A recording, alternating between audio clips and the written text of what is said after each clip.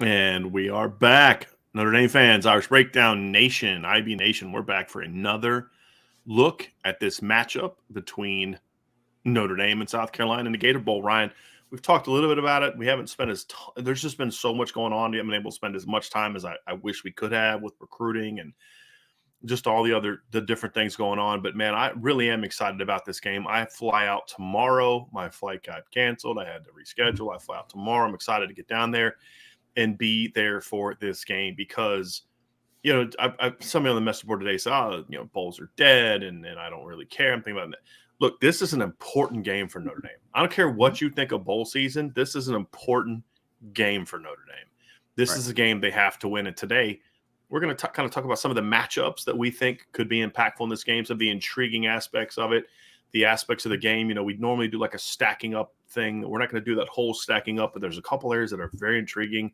Then we're going to dive into our keys to victory for Notre Dame on both sides of the ball. And then, of course, we'll wrap it up with the mailbag. If you guys have some questions tomorrow, just so you know, tomorrow, Thursday, my flight's later in the day. So I will have we'll do a game prediction show first. So we'll just start that at 1. And then we'll obviously games on Friday. So we'll have a post-game show that day. And then I think Sunday, Vince and I will do upon further review on Sunday night. So we'll have that as well. And then, of course, Vince and Sean will on Friday morning, we'll have their countdown to kickoff show on Friday. So that's what we got going on, Ryan. So let's dive into this. When I look at this matchup, Ryan, this is a really intriguing game because on paper, 8-4 teams. South Carolina ranked 19th, Notre Dame ranked 21st. Carolina finished the year strong. South Carolina finished the year strong with 2 really great wins. Notre Dame lost their last game, but still I think finished the season well because they won 5 of their last 6. These are 2 teams that have a chance to go into this offseason with much needed momentum under young coaches. Obviously, Shane Beamer's in year 2, I believe, at South Carolina. Yep. Marcus Freeman in year 1. They're both younger guys. There's a lot of that on paper that looks similar, big picture, but they're 2 very different teams that got here in very different ways. Mm-hmm. And I think that's the thing that makes this matchup intriguing is their resumes are similar, but these are 2 very different teams, and it's going to create for, I think, different contrasting styles. The only thing they really have in common is great special teams. They're both great on special teams, which you would expect from a team coached by the child of Frank Beamer, right? I mean, you kind of expect that. He might not be invited to Thanksgiving dinners if he didn't have great special teams anymore, family dinners. But Ryan, that's the thing that's intriguing is that there's so many big picture things that are similar, record ranking and all that. But man, these are 2 really different teams that can kind of create some really intriguing matchups in this game. Yeah, I mean, when Notre Dame is facing off against a team that just had a really nice end to their season, right? And we talk about, beginning of the year, I wouldn't lie. There was a few moments in the beginning or middle of the year where I was kind of like, not sure if Shane Beamer's the dude, like I'm not 100%. And then he comes in the last 2 games of the season and they dominate Tennessee and then they beat Clemson, obviously in the rivalry game, in the in-state rivalry. So they're trending in a very good direction. Shane Beamer looks like he has the ship going in the right way, obviously, and they're playing their best football in the most important stretch of the season. So they're trying to gain the momentum going into the offseason, just like Notre Dame is trying to recapture and continue that momentum going into the offseason. So I think the things that they have in common outside of the great special teams is that both of these teams have had semblance of success in this season, things that they can take to their future successes and what they want to build off of. And they both want to start the 2022 offseason going into the 2023 season off on a strong note. And I think that's what it presents for this team. This is it's a morale boost. It's a boost that things are trying to get the right direction. And that 2023 has a lot of the makings of a really great baseline and something to build off of, I think, for both squads. Now, here, let's dive into the other aspects, Ryan. We get into the nitty-gritty where they're not similar, and that is pretty much in how they go about their business. They're different structural teams. Offensively, they're structured very differently. Defensively, their strengths of the personnel is different. The weaknesses of their personnel is different. There's the biggest one for me, Ryan, when you break these 2 teams down, and we'll get into specifics of this as well during the keys to victory, because these are both going to be important keys. But You look at Notre Dame, and it's a strong running game. Their run defense has been inconsistent, but overall solid, and at times really good, and at times who is this team, right? A little inconsistent, but pretty solid there against the South Carolina team that is built around having a really strong pass offense and a really strong pass defense. A pass offense at times, right? But they're a team that struggled to run the football. Their top 2 rushers are out. Their top 2 rushers that are playing in this game combined for under 400 yards this year, and in the 3.8, 3.9 yards per carry. And then, of course, their rush defense gave up over 200 yards, like 5 or 6 times this year.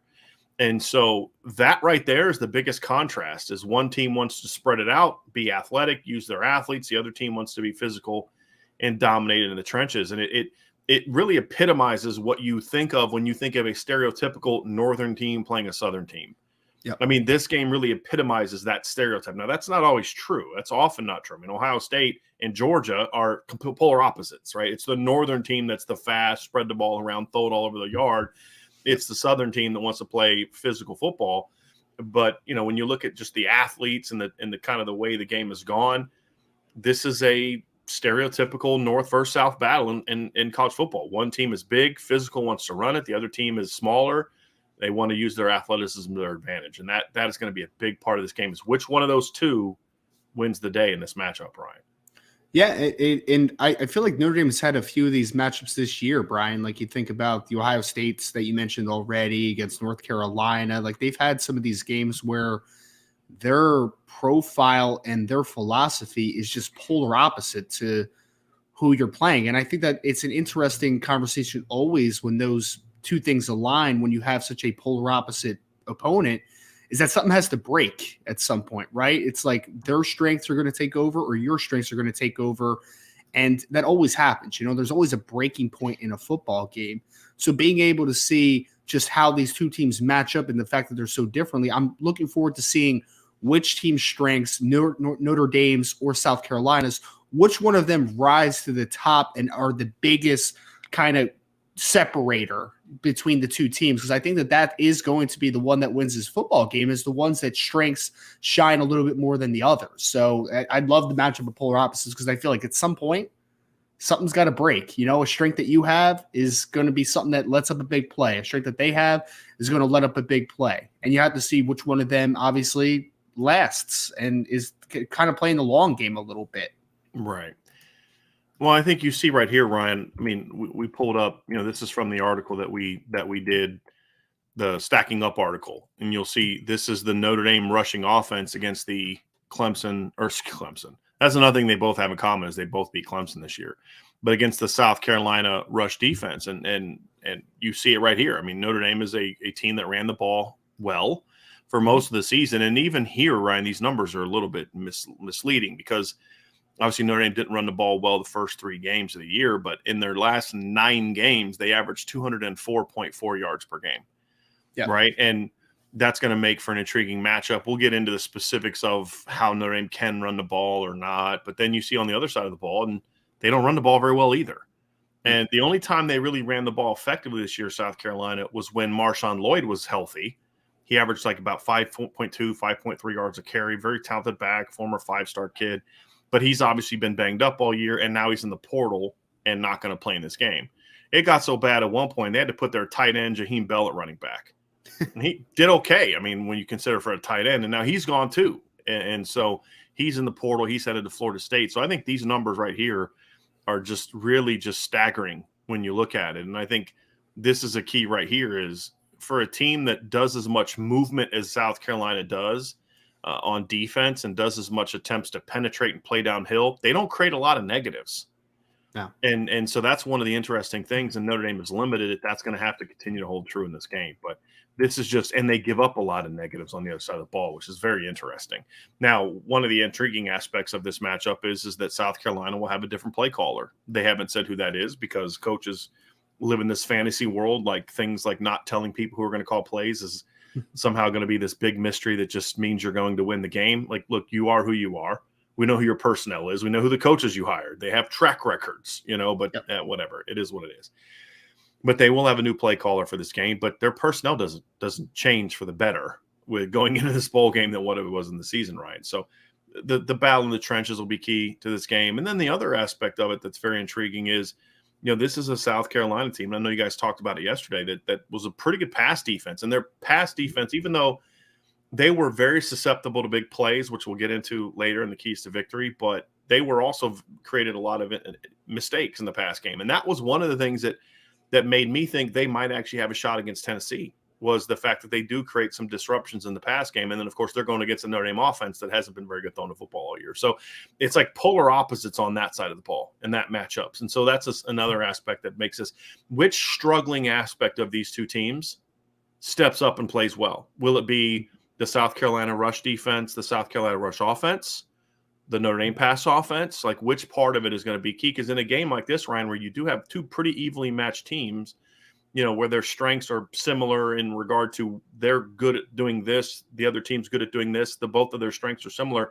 South Carolina's pass offense, when it's good, it's really good. When it's off, it's not good. That's the same as the Notre Dame rush offense, right? I mean, last 9 games, you talked about, they averaged over 200 yards, but they had 2 games down the stretch where they were held under 100 yards, rushing. So very inconsistent, just like the South Carolina pass offense. So it just continues that whole trend of these are very similar teams. They go about it differently, but the results are the same. So, I mean, that's the fun part about this, Ryan, is which aspect of the team that is a strength plays like it. Right. But the outcome could ultimately be determined by which team's weakness isn't a weakness in this game. I think that more than even the strengths could be a big part of who wins this football game. Well, I think it's really interesting, too, when you talk about the styles of the two teams, too, Brian. Like, obviously, Notre Dame is built off of the ability to run the football and to be a little bit methodical offensively, right? Like, they're not a big play team. At least they haven't been for the majority of the season. So they're a team that is built off of long, sustaining drives, chewing up clock, controlling the tempo. South Carolina, on the other hand, I would say is kind of a feast or famine team on both sides of the football. Either they're creating big plays or they're not sustaining, right? Like, that's really what, especially pass offense wise.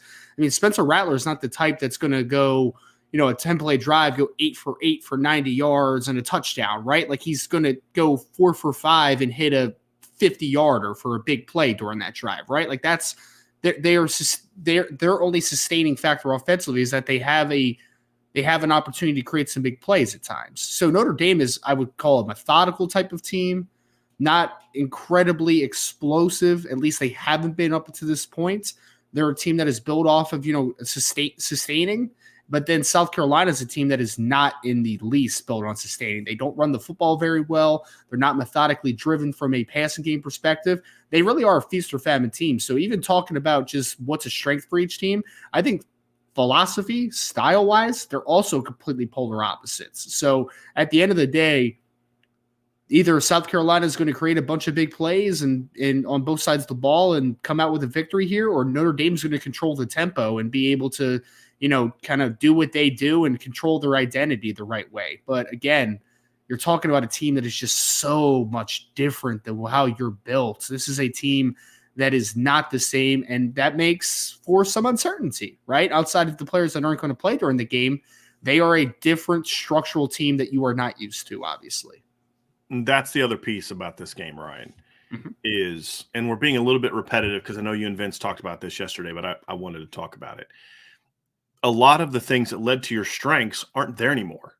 Notre Dame was who they were because of having the best tight end in college football.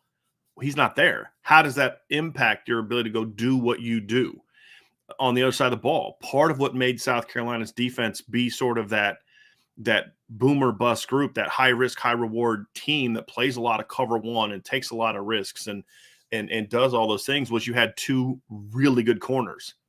Well, actually had 3 really good corners. 2 of them are gone. They're going to the NFL.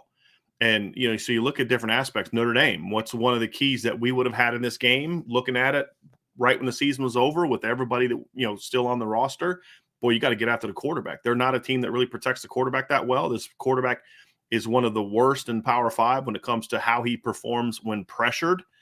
And, boy, Notre Dame's got an all-American defensive end. Well, he's not there anymore.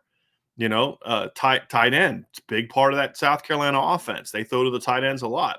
2 of their 3 are gone, right? There's just so many aspects of this. Josh Vann, is he going to play or not? He's been healthy. There's so many aspects of this game where what you were during the season is not there anymore. And I think that Right. adds to the difficulty of, I mean, we're going through these games and you know, we're making predictions at Irish Breakdown. So today we have predictions for Florida State, Oklahoma.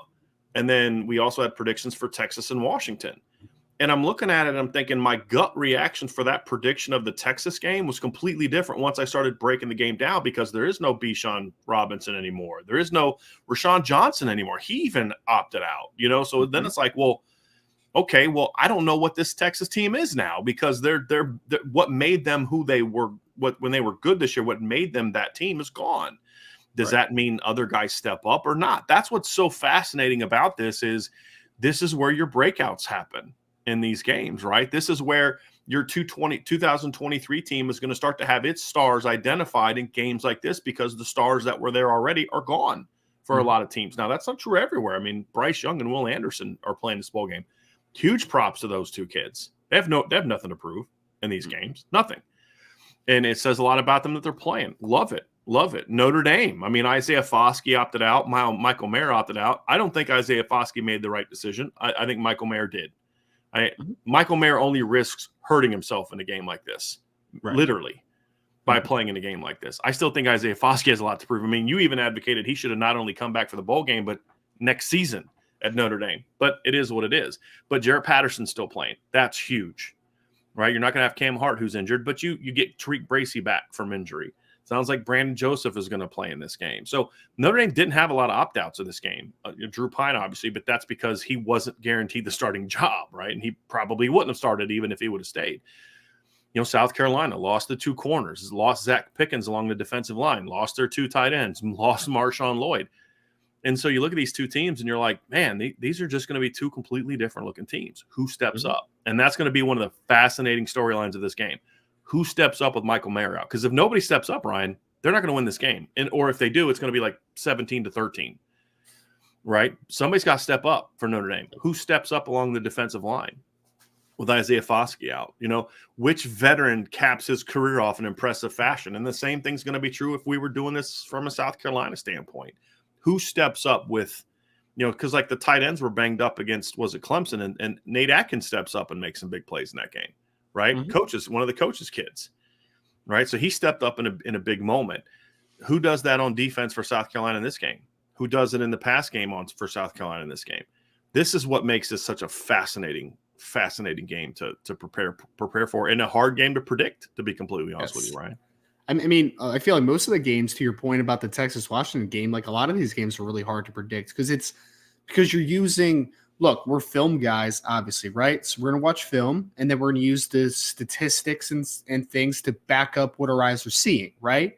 You showed some of the statistics already, but the fact that your two leading rushers for South Carolina aren't playing, your two best tight ends aren't playing, your two best cover men on the back end aren't playing, your best defensive lineman isn't playing, it kind of makes those stats void a little bit, you know, like it doesn't 100% matter because it's not built upon what you've been during the season. So we're left to just the film. And the problem is that when you're watching the film, you're seeing Marshawn Lloyd run the football, right? You're seeing Jaheim Bell in the passing game. You're seeing Cam Smith cover the team's best receiver on the other side. So it is a big question mark. It's a big wild card. I'm sure South Carolina has some dudes. I know, you know, yesterday on the show that Vince was talking about their other corner that's still playing his football game, that he likes him. And I'm sure that they're going to have a few kids. Antoine Wells obviously is their best receiver. Like they're going to supplement in different ways, and they still are going to have some talented football players. There's no doubt. So you're not going to come sleepwalking into this game. It's just so difficult to predict right now what a team's going to be. You know, like we talked about Notre Dame for a couple weeks, Brian. It's like, okay, you don't have Michael Mayer, but that gives you the opportunity for Tobias Merriweather, back healthy. Deion Colsey.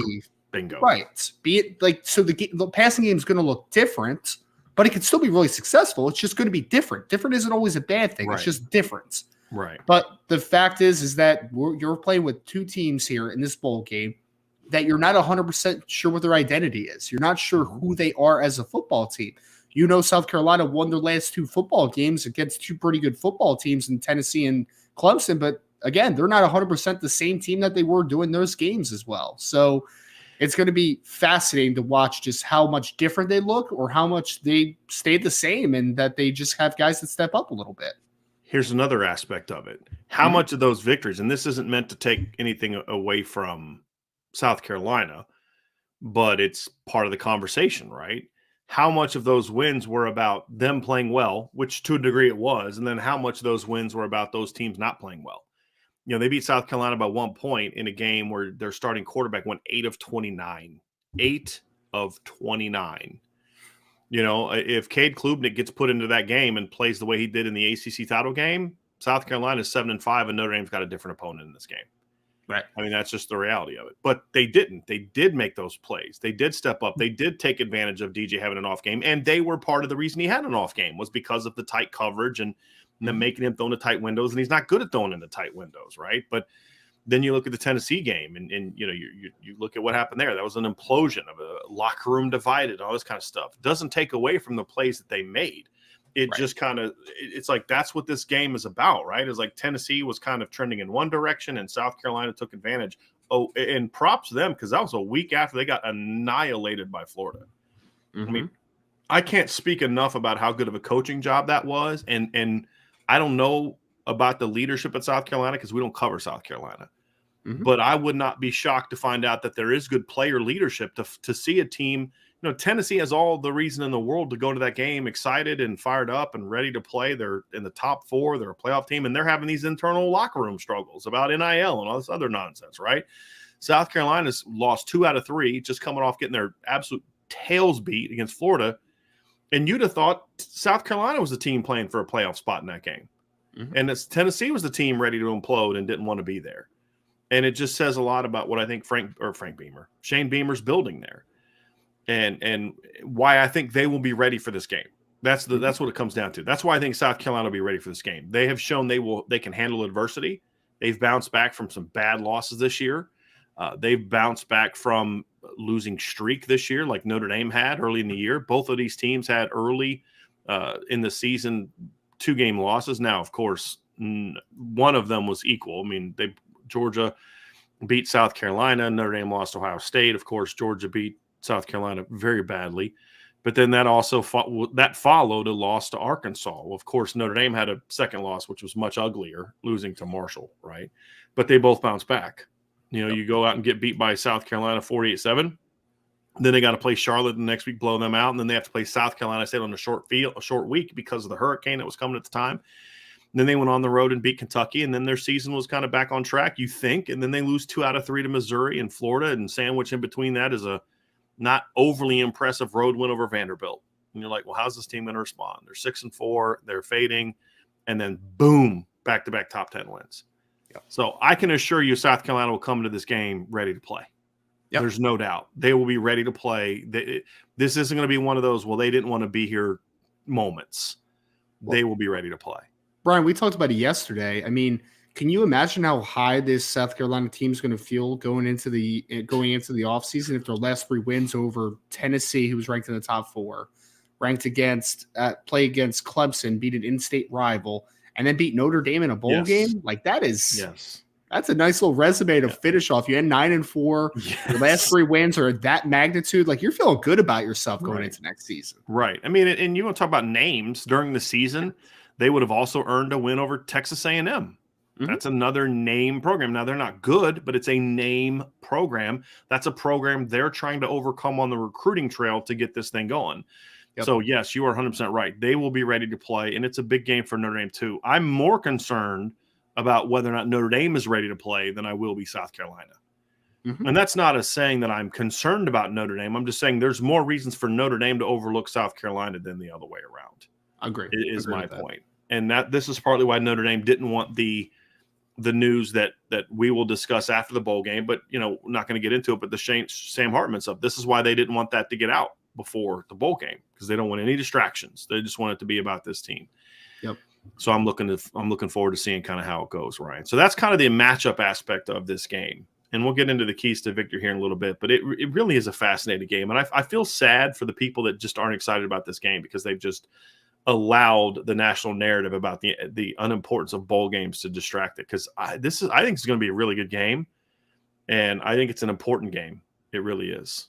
Imagine really not is. being excited about Notre Dame football, man. Imagine. Right.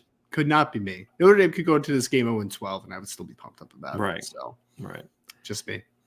No, that's it. That's the matchup part of this game, Ryan, and just sort of what's at stake for the Irish as they get ready to play South Carolina. Next, we're going to move on to the keys to victory for Notre Dame. We've broken down the film. We've kind of looked at the matchups as best we can. Again, there's a lot of question marks on both sides as far as there's talented corners at South Carolina, but they haven't played like these other kids have played. There's talented receivers at Notre Dame, but they haven't been asked to do for Notre Dame what Michael Mayer has been asked to do. Tyler Buckner's a talented kid. He's very unproven, obviously. And then the best part of his game that he's shown so far in college is something you may not want to use him a lot on in this game, which is the running ability. I heard you and Vince talking about that yesterday. How do you handle that? How do you handle – you can't not run him because if he's that fragile and he's that still – if he's in a place now where the one hit could knock him out, then he shouldn't play. They shouldn't be putting him out there. But you also got to be smart and say, but this kid hasn't been tackled in 2 months, so we're not going to run him 15 times.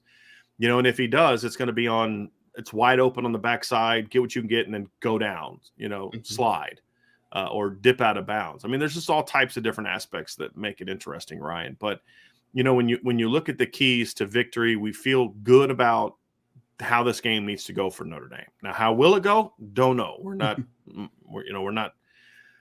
If I was able to predict that all the time, I'd be, like I've said before, I'd be a very wealthy man because I would be able to predict all these things. But the keys to victory is about how it should go. And we're going to start with the offense. And when you break down the keys to victory for the Notre Dame offense, Ryan, it's very simple. It's key number one is just insert, copy, paste every week because they still haven't done it. And that's the reason it's still number one. They haven't done it.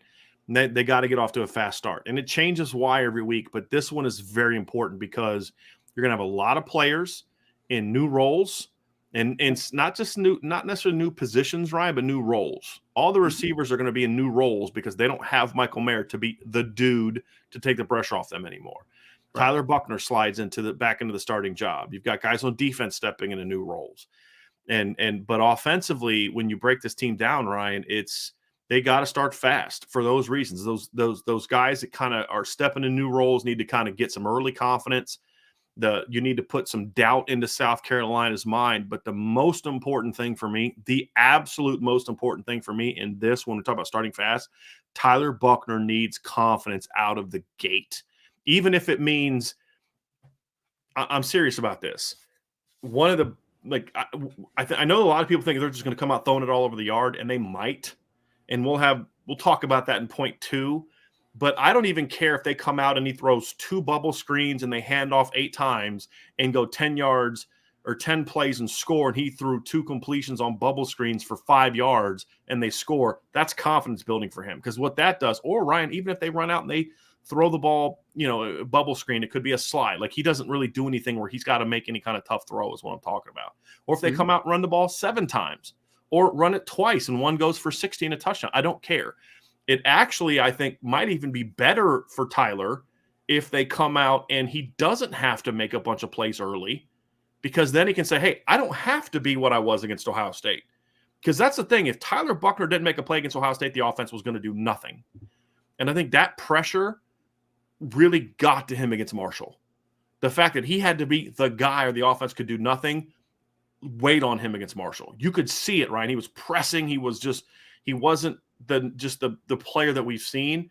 If they can come out and start fast, even whether he is the reason why, or even better, if he's not the reason why, I think that's huge for him because it says, hey, we're rolling, we're back in a groove. It's good for the players around him because they're like, okay, we're good. Tyler's here, we're fine.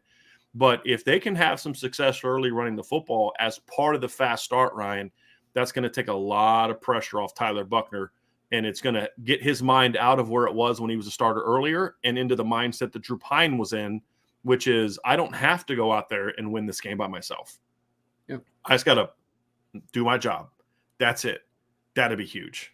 Well, I think the fact that so many players are pressed into new roles on the offense – anytime you are doing something that is new or foreign to you, having some form of success is a big confidence builder, right? Like if Notre Dame able to come out offensively and they get a nice drive going or they create an explosive play or whatever it might be, that's a big confidence boost because then you're kind of have that moment. Not this isn't even just for Tyler Buckner. This is for Tobias Merriweather. It's for Deion Colsey and the role that he's going to be in, the running backs, whoever. They kind of have that aha moment, like, oh, all right, I can do this, man. Like we're good. We can make this work type of situation.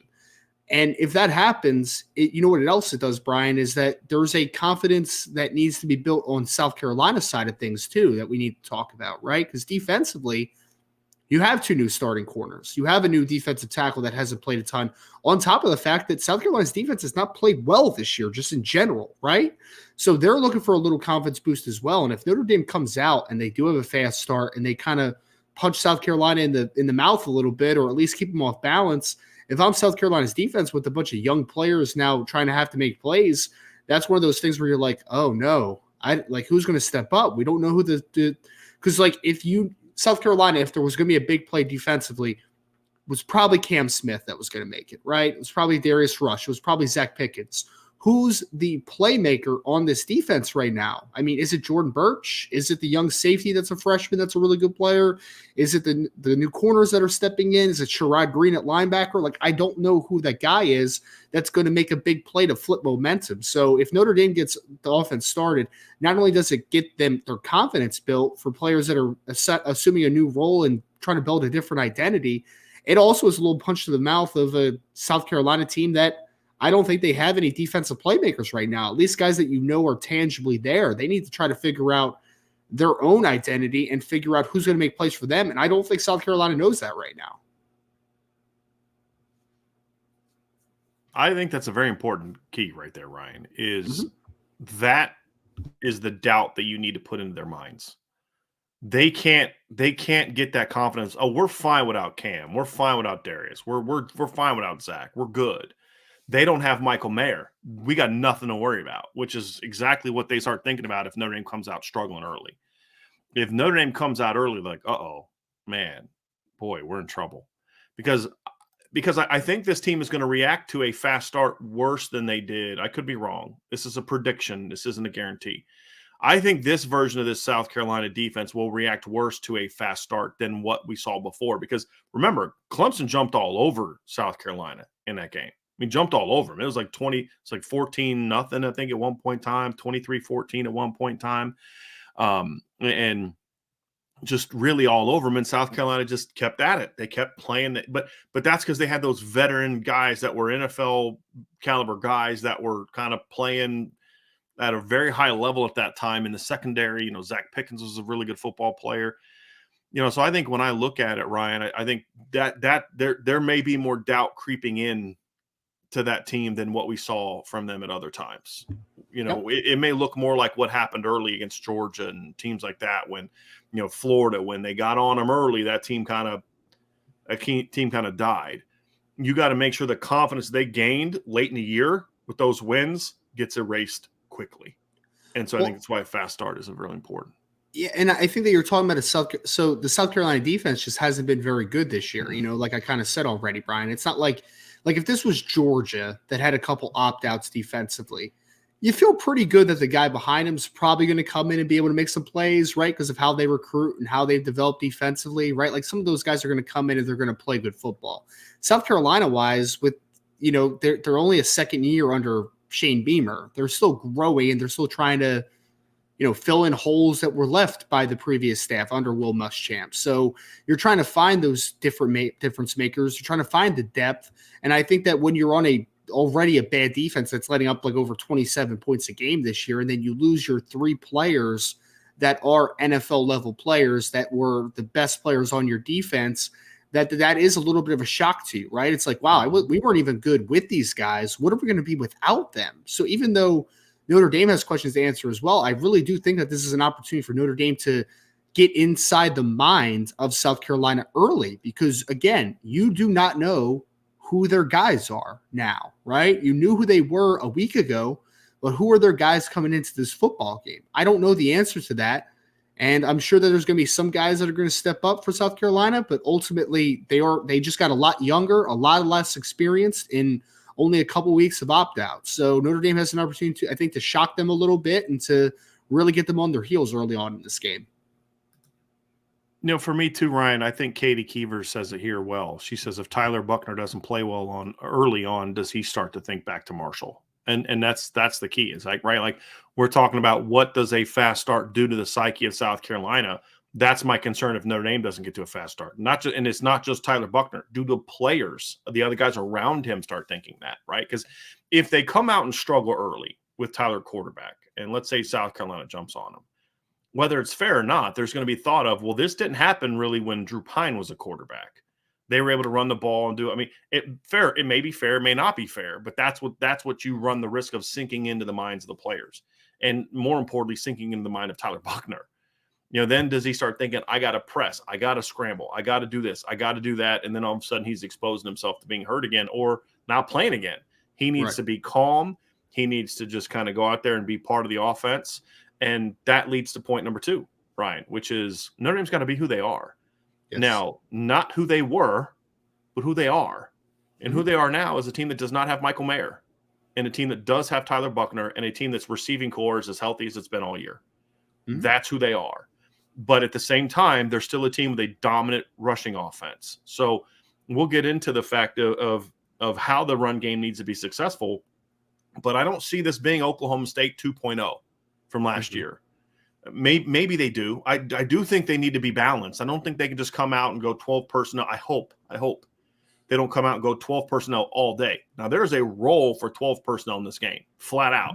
I mean, there's things, especially because when South Carolina sees Notre Dame 12 personnel, Ryan, they're going to come out and they're going to jump into their really reduced fronts. They're going to come out and play a lot of guys in the box.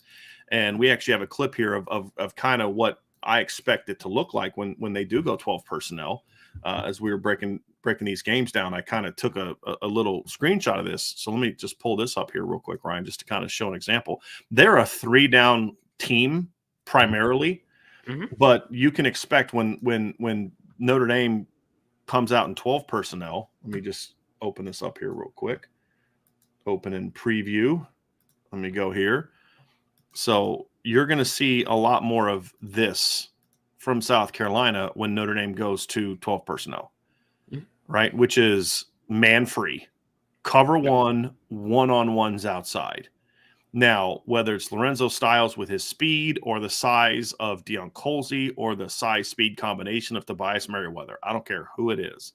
If one of those 3 guys is in this matchup up here, Notre Dame's got to take some shots, which we'll get to, right?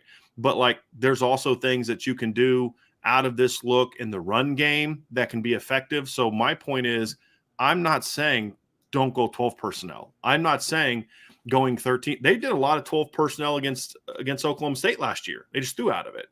My whole point is you've got to play to who your team is now, not who your team was during the regular season, because you don't have Michael Mayer. You don't have Eli Raridan. You don't have guys that were a part of your ability to run the football. Mitchell Evans is not Michael Mayer as a blocker right now. Holden Stace is not Eli Raridan as a blocker right now. And so you've now regressed in your ability to block at an elite level at a 12 personnel based on who you are now. May change by next year, and I'm not saying they abandon it. There is a role for 12 personnel, but it's got to be different than it was before. Duo a million times may not be as effective this game because you need that dominant tight end blocking. Maybe inside zone's a little bit more effective where the tight end just kind of has to get on a body and be in the way. There's all types of different ways to look at it to say, look, who are you now? What is your personnel now with Tyler Buckner quarterback, with the great offensive line that you have now, with the outstanding backfield that you have now? How do you properly use that knowing you don't have Michael Mayer anymore? Maybe 21 becomes more of a part of what you do. Maybe 20 becomes more of a part of what you do, which I actually would kind of like to see a little bit against South Carolina. But I still think there's a role for 12 personnel because I think South Carolina goes to a 4-down personnel grouping when Notre Dame goes. If Notre Dame comes out early in 12, like one of the things I'd love to see from Notre Dame, Ryan, part of that fast start, is come out early in 12 personnel. Maybe run duo on the very first play of the game and get Carolina thinking, same old Notre Dame, and take like 2 bombs in a row after that or something like that, or do something to take advantage of that, right? To where you get them thinking that's who you are. But they've got to play to their strengths, and their strengths are not what got them here because they don't have Michael Mayer. Now, in some ways, it is. You still got a great O-line, still got a great backfield. So I'm not saying come out and throw the ball 68 times. I do not want to see that unless Tyler Buchner completes 50 of them, right? I don't want to see 38 for 68, 500 yards passing. I want to see this be a balanced offense, and I want to see them come out and play to their personnel strengths, which means more receivers, more two-backs, more of that as opposed to the 12 personnel that we saw throughout the season, which was the strength of this team. Yeah, and I mean, I think that you make a good point, though, the fact that Notre Dame can work off of strengths that they do have. It's just you can't run your offense schematically through the tight end as much as you did the first 12 football games. Like, that's just not going to happen, right? It's just not the approach. I mean, I think Mitchell Evans could be a really successful player at Notre Dame. I think Holden Staes could be a really good player at Notre Dame, but they're not going to look the same as what Michael Mayer is, right? Like, it's just going to be stylistically different, even on top of just the lack of production, obviously, at this point, comparative to one of the best tight ends that we've seen in recent memory. Like, that's what you lost. But you made the point, and I agree completely, you still have a really good offensive line. You still have all your running backs. You still have those elements to your game. It's just going to look different, and different's not a bad thing. Different is just, again, it's just a different way of going about it. But you have now had 15 bowl practices to try to figure out what is the identity of this new team, right? Because it's basically a new entity, right? There's the baseline things that you're working off of. It's basically like an offseason. You went into the offseason knowing, hey, I have a really good offensive line coming back next year. I have running backs coming back next year. Awesome. But we have inexperience in the passing game, right? We have lack of production in the passing game. Well, how do we supplement production and work to our players' strengths? That's the biggest thing for me. And I think that I would love to see them come out and mix and match a lot of personnel looks, but more than anything, I want to see Deion Colzie outside, right? I want to see Tobias Merriweather outside. I want it to look different. I want to run 12 personnel. I want to run 11. I want to run empty at times. I want to run 20, 21. Like, there's just opportunities I think, if anything, Brian, and I don't know if you agree with this, but the fact that you don't have Michael Mayer and you have a lack of depth at tight end with only 2 healthy tight ends in this football game, I think you're almost forced to be more diverse with how you approach the game offensively. You have to do more things, right? And I think that gives opportunities to different players that they didn't have during the season because of how you functionally ran your offense. So I think you have opportunities on the table. Now, what Tommy Rees and his staff does with it remains to be seen, and we'll see it obviously on Friday. But I think what is possible now is that you have more options on the table coming into this football game. So I'm excited, and I'm very curious to see what the offense looks like, because it has to look different. It needs to look different. And if you play to the strengths correctly, even though it's different, it could still be very, very explosive and very vital. And it's going to be a big opportunity for the staff, I think, to prove that they can acclimate and work to what the strengths of this football team are. That's going to be key. Play to your strengths. You nailed it. You absolutely nailed it. That's going to be a big part of it. Now, part of your strength is still the ability to run the football. Again, understand what we're saying. It's going to look different. How you get there has got to be different. You need to be more balanced. Your strengths are Deion Colzie stepping up. He's not injured. You can't use that excuse anymore. Tobias Merriweather's been cleared since right after USC. No excuse to not play him more, right? Lorenzo Styles is, one I haven't heard a lot about bowl prep, but one of the things I've heard from a couple sources is Lorenzo's had a good bowl prep season. Okay, let's see it on Saturday. Jaden Thomas has become a more dependable player than when Tyler Buchner was first trying to throw to him early in the season. So those guys are there. And it also doesn't mean you don't use the tight ends. It's just use them to where they are right now. Holden Staes could make some plays in this game. Mitchell Evans could make some big plays, but do so more as complements to the other stuff. Off of a play action where you try to get Mitchell Evans free down the seam because they're not keen on him the way they did Michael Mayer. So you could actually see really good tight end pass game production, but you can't do it off of that's the number one read in 90% of our pass plays. Right. That's going to be the thing. And so, but key number 3, Ryan, however, is running the football effectively by mixing up your run looks. I think Florida laid out the blueprint for being able to run the football in South Carolina. They're a team that this year running the football, or their rush defense overall was not good, but there were times where they were able to stop teams from running the football, Ryan. And what they're going to do in this game is they're going to watch the film and they're going to do what every other team has done against Notre Dame. They're going to load the box. They're going to run stunts. They're going to twist. They're going to try to limit Notre Dame's ability to just drive off the ball by handling the twists and the stunts. They're going to try to beat them with numbers, and their second and third level players are going to be very aggressive coming downhill. That's just what it's going to be. They're going to basically say, you're going to have to beat us with Tyler Buckner and those receivers. I'm sorry. Because, maybe they were good in high school, but look, last time I saw Tyler Buckner play, he was playing bad against Marshall. We're going to make him beat us. And honestly, that's a smart plan. Now, I think Tyler Buckner's capable of doing it, but I'm going to make him – I'm not going to let Audric Estime and Logan Diggs beat me running the football. Not happening. I'm not letting this offensive line beat me. Sorry, not happening. I'm going to overwhelm you with numbers and movement. That's what they're going to do. Now, they tried that against Florida as well, and Florida did a really good job of mixing up their run game, Ryan. It's like their first big run of the game was just downhill, bam, right in the A-gap.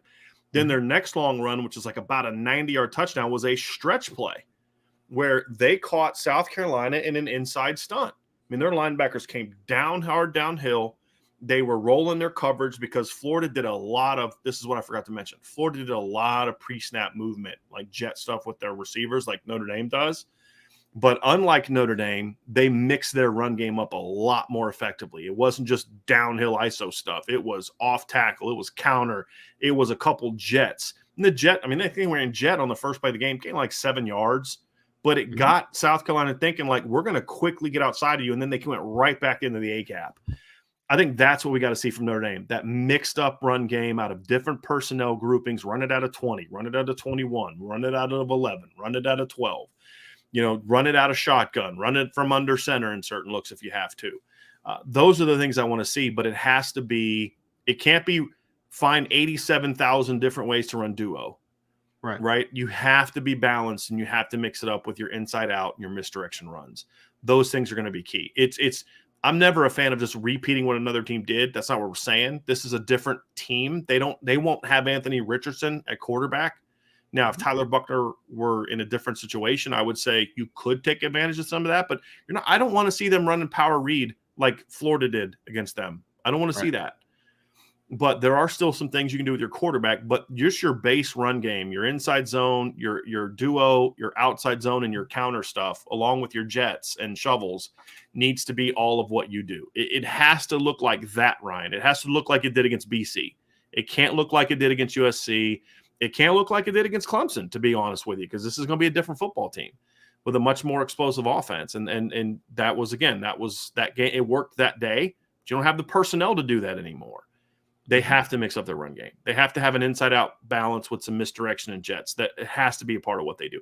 Because the thing is, Ryan, and you know this, an aggressive cover one team, you just need to hit one or two where you guess right and you're out the gate. But if you're running duo all day, they're never going to guess wrong. They know what's coming. Now, you may grind it out and all that, but if you're able to mix up your runs and they think duo's coming because you're in a heavy duo personnel grouping and you run stretch – or that's the play you hand off to Chris Tyree on 21 personnel on a jet sweep, that sucker could go. And that's what Florida did.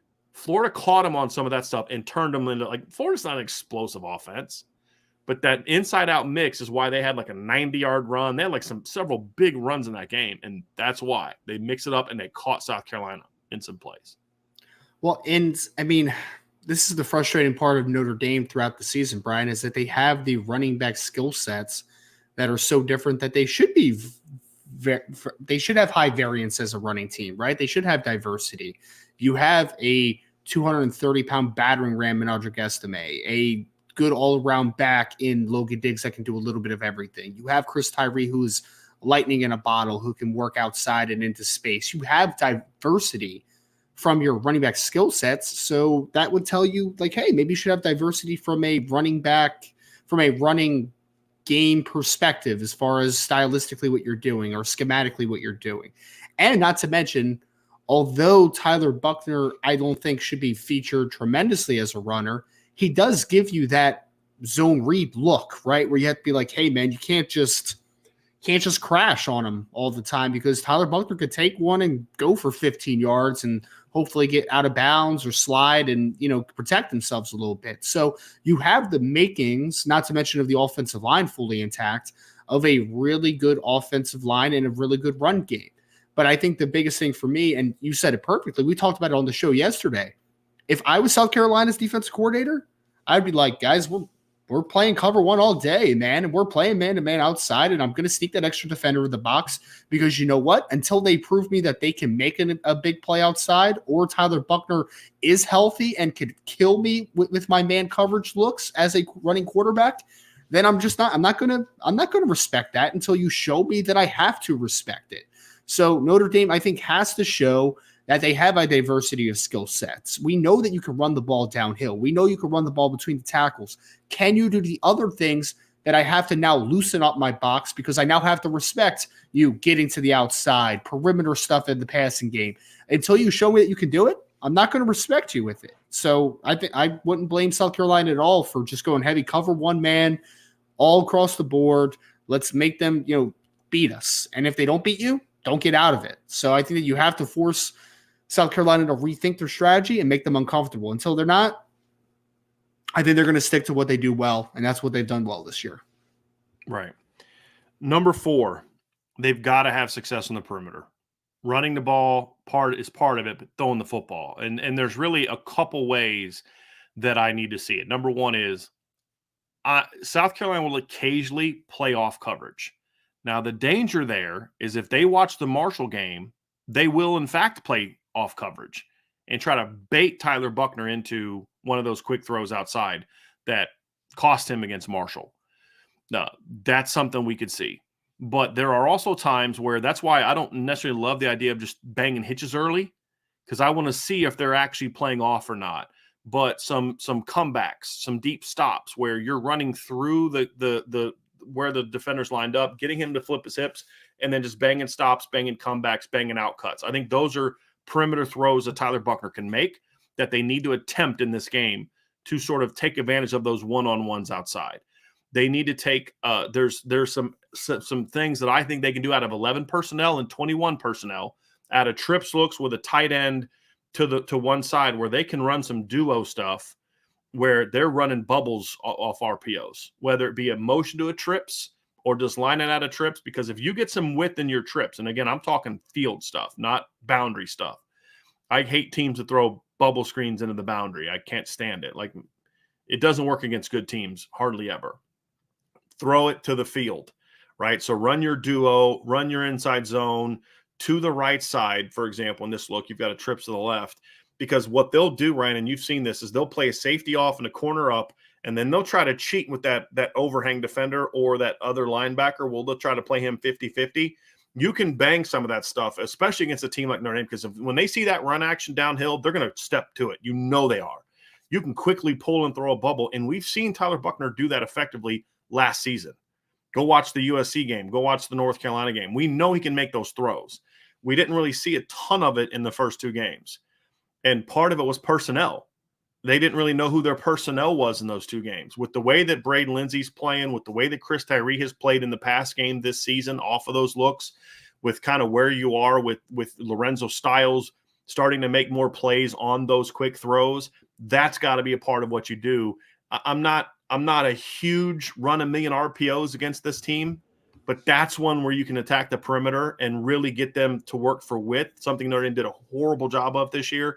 And lastly, Ryan, but not least, with especially to Tobias and Deion Colsey, especially when they're in the game, when you get a one-on-one like what we saw, let me pull this look up again, right? If they get into this look right here, where they have a one-on-one to the field and the safety is on the near hash to where the offense is. If they don't take a couple shots against this look with Deion and Tobias, I'm going to be pissed. I'm saying it right now. I'm going to be pissed.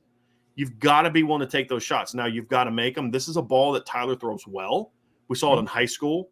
We saw it last year to Kevin Austin. It is literally hit your third step and let her rip. This isn't a read. There's no read here.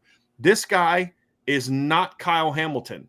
Their safeties are a part of, like, one of the things that we didn't talk about, Ryan, is part of this taking shots and creating big plays is going to come, and it's not one of the keys to the game, but it is a part of what I want to see is get isolations on their safeties. As good as their corners are, their safeties are not good in coverage, in my opinion. At least a couple of them aren't. Those are areas where Notre Dame could take advantage. But this dude right here, this safety right here, he is not getting over to a go route on this ball. No, he's not. You drop back, you throw the hit your third step and let her rip. And either give your big guy a chance to go make a play, or if they're going to run by him, because even their good corners would get run by this year, Ryan. They would, because they're really aggressive. And so whether it's a double move, if it's versus off coverage or against this look, there's no need to be cute. Win at the line and just go and then get the ball out there. We've got to see some shots like that in this game. If you can hit a couple bubbles and you can hit a couple stops and comebacks on the outside and you can take a couple shots and maybe hit one or two, South Carolina is not going to have any clue what to do to stop you. And that is how, if Notre Dame is going to dominate this game, they're going to need to hit some of those shots early to make South Carolina back off. Because if Notre Dame can get somewhat even numbers in the box, they will rip South Carolina apart in the offense. But South Carolina is going to force them to do that. They're going to say, we dare you to throw the ball, because you know what they're going to see, Ryan? 12 games of a Notre Dame ignoring this look. They ignored it for 12 games. Ohio State was giving them this, and then all through the year, and they never took those shots. Maybe once or twice, and they missed them. But I can't remember off the top of my head where they took a field shot like this. All the shots they took, Ryan, off go routes were all boundary shots. That's a lot easier to defend. Off corner, safety's right there on the hash. It's a lot easier to throw to defend. It is going to be very hard to defend the Notre Dame receivers if you can get a somewhat well-thrown football to a play like this in the top. It just is. Yep. And you know you're going to see it against them. South Carolina would be stupid not to show this look, because they do know that Notre Dame won't throw this ball. And so that's going to be a big key for me, is you've got to have success on the perimeter of your offense, especially with your passing game.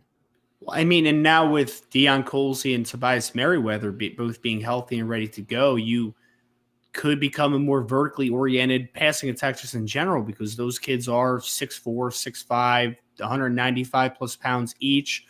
That are guys that are going to win running the fades, running the comebacks, running the stops, doing those types of things, kind of staying on that vertical line and then breaking things off that way. And I think that you have I don't say easy advantage, because you have to see it. You have to see it from a production level, but from a talent perspective, you have an advantage outside right now, right? You do, with Deion Colzie, Tobias Merriweather, without South Carolina's top two corners in the game. You have an opportunity to play those deep shots, and you understand why Drew Pine wasn't as equipped to maybe make some of those plays. But Tyler Buchner, if there's one thing that he has shown, to your point, it's that he can make that outside fade route. Like, he can drop it in the bucket. And if he has the opportunity to loosen that defense up, I think you have the opportunity to take advantage of it, because you have two vertically oriented wide receivers outside potentially, go against two backup corners that aren't super experienced. Notre Dame should have a clear advantage there, and that's the easiest way to now get teams saying, maybe I have to run more two high looks, maybe two man, maybe some cover four stuff. Maybe I can't see that extra guy in the box. That helps you across the board. If you can show that you can hit some throws outside the numbers, it shows now that, hey, I can now win the numbers game inside, running my duo stuff, running my inside zone. And as you have a more advantageous look, you have to like the advantage that you have inside as well, because your offensive line is clearly better than their defensive line. There's no doubt about it. Your running backs are good enough to get big chunks in this game against a struggling run defense for South Carolina. But in order to get those looks in your favor, you have to hit some plays outside the numbers, and you have the guys. I don't want to hear that they don't have the guys. They have the guys. Deion Colzie, Tobias Merriweather, they have the guys to create those plays. Braden Lindsey can flat out run by these guys. There's no question. Have them to the field, not flipping boundaries. Well, here's the only problem with Lorenzo. He has not been able to show he can catch the football this year. That's my only concern with that one. But if Lorenzo was what he was last year, 100%. right? I mean, you're absolutely right. I mean, look, Jack Cohn missed that opportunity early in the bowl game last year against Oklahoma State. It was like a play or two before he hit Lorenzo for a touchdown, but he had Braden Lindsey smoke the dude against Oklahoma State. You remember that route? Then Jack underthrew him. Braden had to try to come back and get it, and the guy broke it up. But he ran by that guy 3 or 4 yards at least before the ball was underthrown. But you've got two guys for sure that I want to see get a ball there. I want to see Tobias and Braden both get that ball thrown to them, both of them. If Lorenzo had the good bowl prep that I've heard, and they want to run that with him, and he's able to get off the line, fine there too. So I'm with you in theory, Ryan. Just, we've watched him struggle to catch little simple things during the season. I'm just a little nervous about that. But if Lorenzo comes out and makes a play like that, South Carolina has no chance. No chance. Just because, I mean, it's okay. Now Lorenzo's going, like, what do we do now? But that's a big part of it is being able to take and hit those outside shots, short, intermediate, and deep. So the bubbles, the stops, comebacks, outs against the off coverage, because they will do some off coverage into the boundary, end of the field. I would be very hesitant to throw the quicks early because I think they're going to try to bait them. I don't want to see hitches in this game. I feel like they're going to try to bait Tyler just like Marshall did. We called that during the week of the preparation too, because we saw how they played. South Carolina does a lot like Marshall did with their aggressive coverages. You've seen it, Ryan. I mean, you pop on film, Missouri, all these different games. They're baiting quarterbacks. I dare you to throw a hitch route. I dare you. Because we're going to make you think we're bailing, but we're not. We're going to jump this sucker. And that's partly why they have so many picks. They bait quarterbacks really well on the outside. So I don't want to see the short stuff unless it's a quick boundary throw versus a guy that's got his hips turned. I mean, and even then I'm like, okay, let's see. I want to see the behind the line stuff, and I want to see the deeper stuff. I want to see the 10-yard outs. I want to see the 12-yard stops, the 15-yard comebacks. Those are the routes that I want to see thrown to the outside the numbers, that I think you can have some success, because now you force them to determine, why does that matter? Okay. If I throw a hitch route against a team that is really aggressive coming downhill, I run the risk of two things happening. Number one, they bait my quarterback and they pick it off. Number two, you're going to have a situation where the ball gets tipped and it gets up in the air and you've got a guy really close in coverage. So that's my concern. If you throw quick out cuts, that's the worst route to throw against this team from the outside guy. There's some stuff you can do with out cuts from the inside versus cover one, where you can run off the outside guy with the vertical, and then you have an ISO on like a little 5 or 10-yard out cut against a linebacker, safety, or nickel. Those routes are a little bit more effective. But here's the reason why I want to see some of the intermediate stuff, the 12 to 15-yard stuff. Because the way South Carolina plays, they're either going to be in press or they're going to be in off coverage, off man. When they're in off man or quarters, what they're going to do is they're going to try to play up until you threaten them vertically. So what they're going to do is they're going to try to jump all over 5-yard out cuts. They're going to jump all over hitches. They're going to jump all over slants and crossers. They want to be all over that stuff. They play crossing routes really well. And that's, or like not crossers, but they play drags really well. So I don't know if I necessarily want to see a ton of those without some pre-snap movement, some different things. I think Ryan had mentioned this earlier to me in a conversation, and I'll mention it now while he's away, is like there are things you can do motion-wise and alignment-wise to try to use post-snap switches to get some separation, because if you just try to run crossers and drags against their base coverage, at least the way that they were in the regular season, and again, some of those guys are out, they're taught really well on how to defend those routes. They do a nice job of like staying high, and once the ball is thrown, undercutting and getting to those footballs. They play those routes really well. Had several picks on them, had a lot of almost picks on those routes. So what I like is the deeper stuff, because what you do is if I'm playing off coverage and you attack me, I'm going to sit on it. I'm going to sit on it. Even if I'm pedaling, I'm going to sit because I want to keep you and the quarterback in my line of sight. Once the quarterback has now eaten up my lever or eaten up my cushion and he steps on my toes, and as soon as I got to flip my hips, now the offense has the advantage. So as soon as a corner flips his hips, then you're in situations where he can bang the out cuts. Even those got to be thrown on perfect timing. But you can bang the stops. You can bang the comebacks a lot more effectively once you get that guy to flip his hips. Because once he flips his hips, he's not squatting on routes anymore. Now the receiver can dictate to him what they're going to do with that football. And I think that's an important part of what I want to see from this team as you kind of look at what the pass game is going to be in this game. So that's why I kind of like the behind the line stuff, the intermediate and the deep stuff. I'm not in love with the quick game on the perimeter, where I could see some quick game on the perimeter Ryan, I was explaining why I don't like the short, quick stuff, why the intermediate to deep stuff and the behind the line stuff is what we want to talk about. If you want to attack the flats and with quick game, that's okay. Do it with your inside guys. Do it run off the corners and do it with those matchups. That's where you can maybe be a little bit more advantageous. Do it off of a motion to a trips where even if you want to run off the inside and outside guy and you just run a little slide and it's up to your guy to outrun that guy on a motion. Those are some areas where if you want to attack the perimeter that way, those are good, and I want to see those. But Notre Dame has to be willing to say, if you're going to play us up tight and one-on-ones, we are going to make you pay with comebacks and stops and outs and go routes. We're going to make you pay. Post routes, they play pretty well, I think. Yeah. You can hit a post route on them, and I think the play action stuff needs to be important, but you have to be able to establish the ability to throw the ball outside in this game. And I'm not a believer, Ryan, and you got to throw 30 balls outside the numbers, but you have to show that we're willing to attack you with it, because that's where South Carolina has been vulnerable this year with well-designed pass attacks. And that opens up so much more stuff.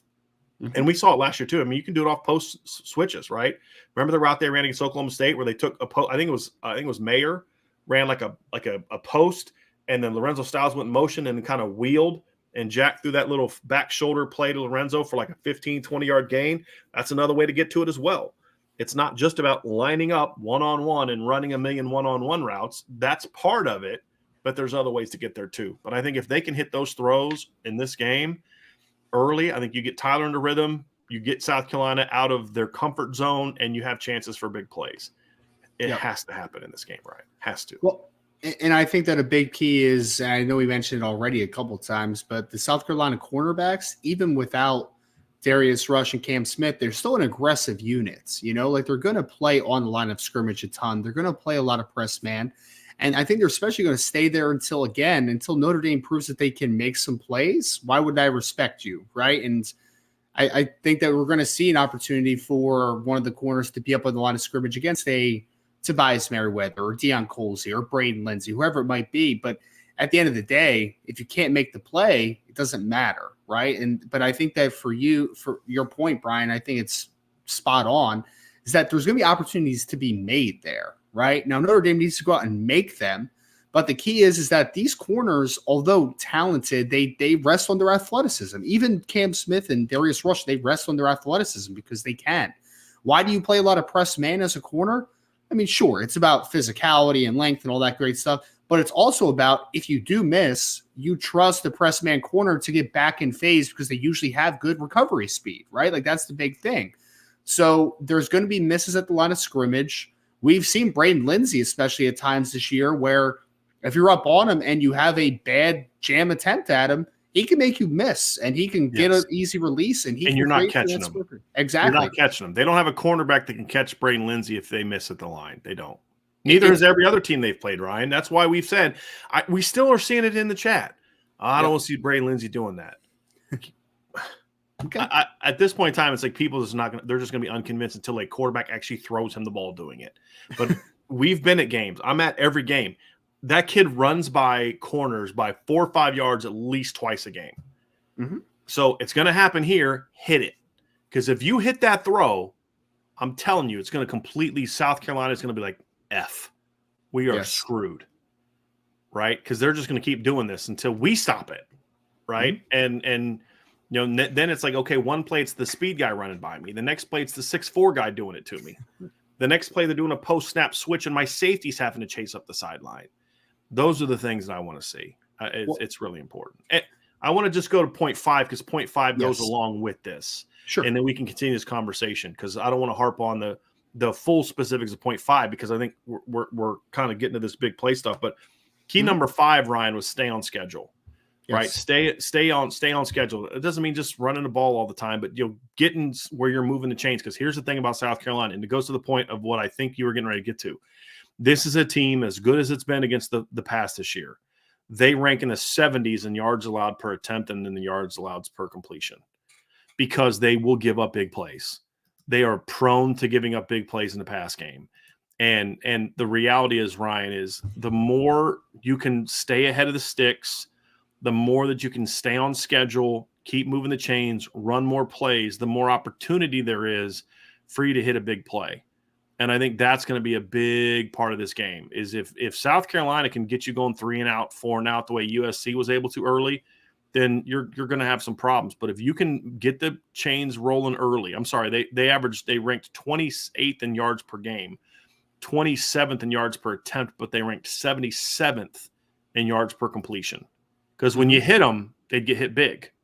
Yep. And that's going to be a key for Notre Dame, run game wise and pass game wise, is stay ahead of schedule, do all those other type of things, and then that's where because they'll make a mistake.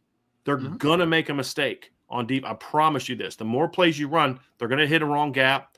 They're going to guess wrong on your blitzes. But if you can keep your run game mixed up, be aggressive on the perimeter, and stay on schedule, they have no chance. Because not only will you keep moving the chains and hammering them and wearing them down, because they're very thin right now numbers-wise with all the losses, but on top of that, you're going to hit some big plays. And that's how Notre Dame not only wins, but that's how Notre Dame wins big, Ryan, is if they can do those things in this game. It's much easier said than done, but that's the key to victory, in my opinion. Well, I think all of them, obviously, all the keys build off of one another. And I think that my biggest thing is that – look, I think that it is the laziest narrative out there that Notre Dame doesn't have speed, just offensively and at wide receiver. I really push back on it a lot, obviously. But you know who else believes that narrative right now, Brian? A little bit is the South Carolina corners probably think that, right? Oh, we're SEC guys. These guys can't run past us. Are you crazy, man? Notre Dame kids, they run a ball all the time. They beat Clemson and even throw for 100 yards. Man, they don't work out. They go read books. Come on now. They can't run past us. That's the false narrative. And if Notre Dame is able to shock them and show, hey, they have some athletes, right? And then you now have to respect multiple areas of the offense. That's how the well-balanced thing comes. And then with your South Carolina, if Notre Dame has multiple things working, if they're not just, having success as an inside running team, but they're running off tackle a little bit, they're throwing the football outside the numbers, then you're in a situation of a bad defense or underwhelming defense for South Carolina with a lot of losses that you're going to sit there and their hands are going to be the hips and they're going to be dumbfounded a little bit. They're going to try to figure it out, and it's not going to be a pretty day for South Carolina if Notre Dame's able to do all of that. So I think the balance comes from the simple fact that you have more talent than is what is perceived from a national perspective, right? You have speed, you have talent, you need to utilize it the best. And that comes down to play calling, that comes down to execution from the player perspective. When Tommy Rees calls up a one-on-one opportunity outside the numbers, you have to hit it. Quarterback has to hit it. You have to protect it, and you have to make the catch. If you do all those things, I promise you that if Notre Dame comes out fast and is able to show that they can be a balanced level of attack, South Carolina is not going to know what to do with it. They're not. They're going to be lost in this football game. And balance is a key thing, without a doubt. Part of the reason I'm optimistic about this game, and part of the reason my prediction is going to look like what it's going to look like tomorrow, because I've already set the score for it, Ryan, as have you, is because we have evidence of this. We have evidence of Tommy Rees going out in bowl games, including not having Brian Kelly's head coach. You can't say, well, he did that, Brian Kelly. Where his teams come out fast. They start fast. They're aggressive. They're balanced. They're multiple. We saw it against Iowa State, the first game he ever called.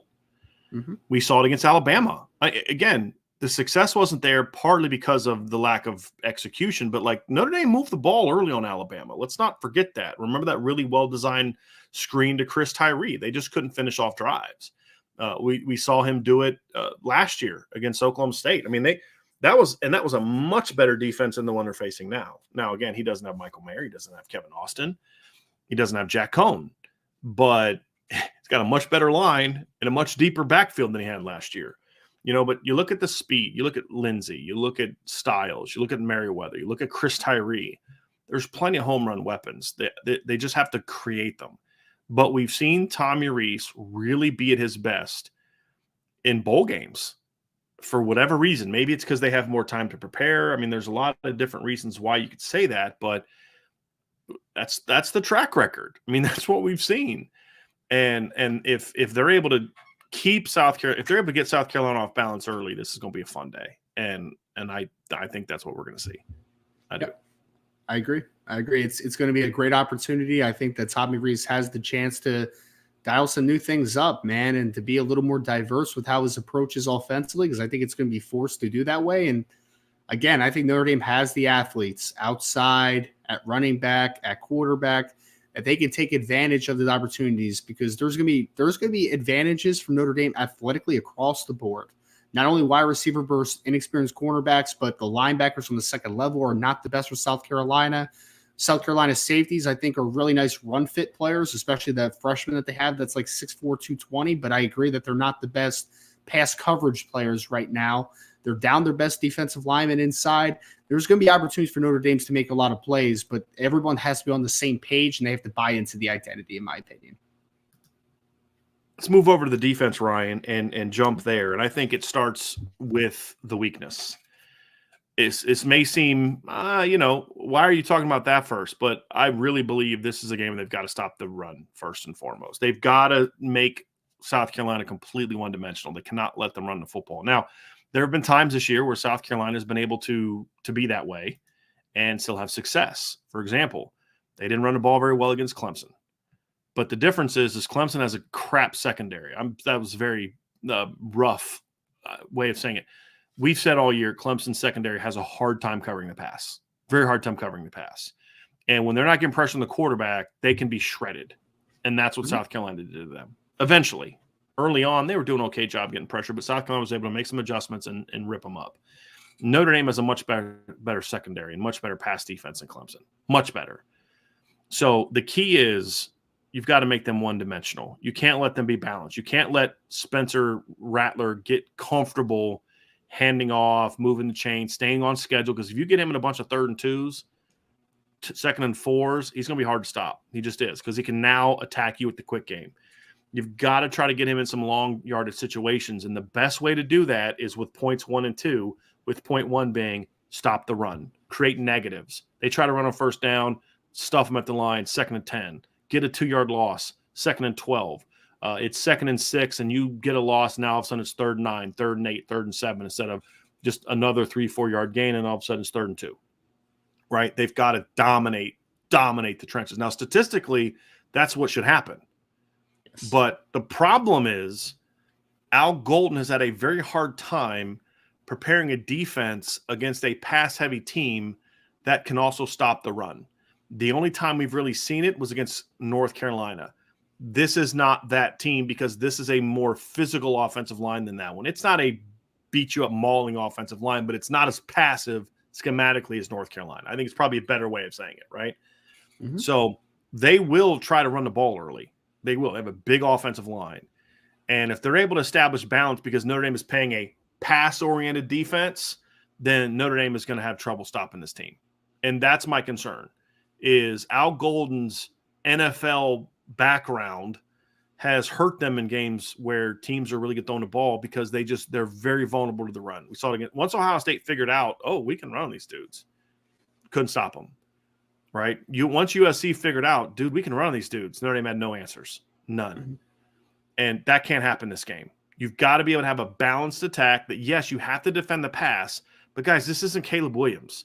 This isn't CJ Stroud. This isn't Drake May, with all due respect to Spencer Rattler. And if you've only seen him in the 2 most recent games, I can understand why you're having a panic attack. But that Notre Dame is not Tennessee, and they are not Clemson when it comes to secondary. They're much better. Shut down the run game, have a balanced attack, dominate in the trenches, and make them be a one-handed football team. If you do that, I have a hard time seeing South Carolina scoring enough to win, unless the Notre Dame offense is just bad. Yep. Well, and I think, Brian, I think there's a misconception sometimes about, I think you hear when people talk about pinning your ears back and getting after the quarterback, that I think it's just as simple as that. But if you're not able to stop the run early, it's hard to just pin your ears back and just go all the time, right? Like, it's not easy. And obviously one of the big notes that we're going to talk about is that pressure later in the show. But it all starts for me on stopping the run. And you're going against a running team that has not been great running the football just in general. Even with Marshawn Lloyd, they were still an inconsistent running team. He's their best running back. Jaheim Bell was their second leading rusher as a tight end. You are left with 2 running backs in Juju McDowell, who's a solid space player type of running back. He's got a little juice to him. But then you got Christian Beal-Smith, who, again, was a solid running back at Wake Forest, but he's nothing special. He shouldn't scare you, obviously, right? And that you have come into this football game with a clear advantage against their rushing attack. You have to be able to stop them. This can't be a situation where you come into the game feeling you have a clear advantage and then they're able to gash you for a few runs. Like there's no excuse for that, right? Because they don't have the production to back that up.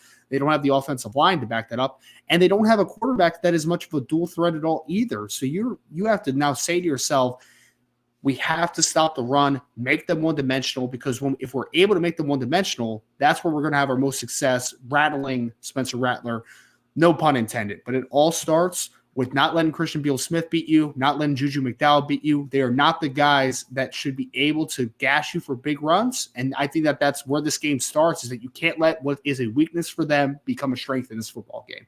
Right. That's, I think, a big key. You've got to rattle Spencer Rattler. And that's no, I mean, like you said, no pun intended, but the numbers are what they are. I mean, we've done this before, Ryan, and I'll pull them up again just to prove my point. Okay. Here's Spencer Rattler's production this year when pressured. When he has kept a clean pocket this year, he completed 78.4% of his passes, 9.0 yards per attempt. When he has been under pressure this year, he completes 33% of his passes, 4.8 yards per attempt, 5 touchdowns, 7 interceptions. Now, again, when we talk pressure, I'm talking about blitzing. Because blitzing, Spencer Rattler completes 59.2% of his passes for 7.7 yards per attempt, 5 touchdowns, 4 interceptions. It's not about blitzing. It's about controlling the action with your front. And Al Golden has not done enough of that this year. And that was with Isaiah Foskey. He's got to turn the front loose, let them be aggressive, let them attack, and create wins that way. Because this is a big physical offensive line for I don't say physical. They're not soft. They're not physical. They're big. They'll move you if you let them, but they're not very athletic, Ryan. You've talked about this. They don't move well at all. They remind me a lot of the Syracuse offensive line that Notre Dame ate up. What was Notre Dame's game plan that game? And they ran the ball a lot better than South Carolina does. What was Notre Dame's game plan? Well, we're not as big as they are, so we're not going to try to be. What did they do? They used their speed. They used their aggressiveness to shut them down. They got into gaps. They penetrated. They did those things. And they said, well, we can't match size for size with them. So let's not try.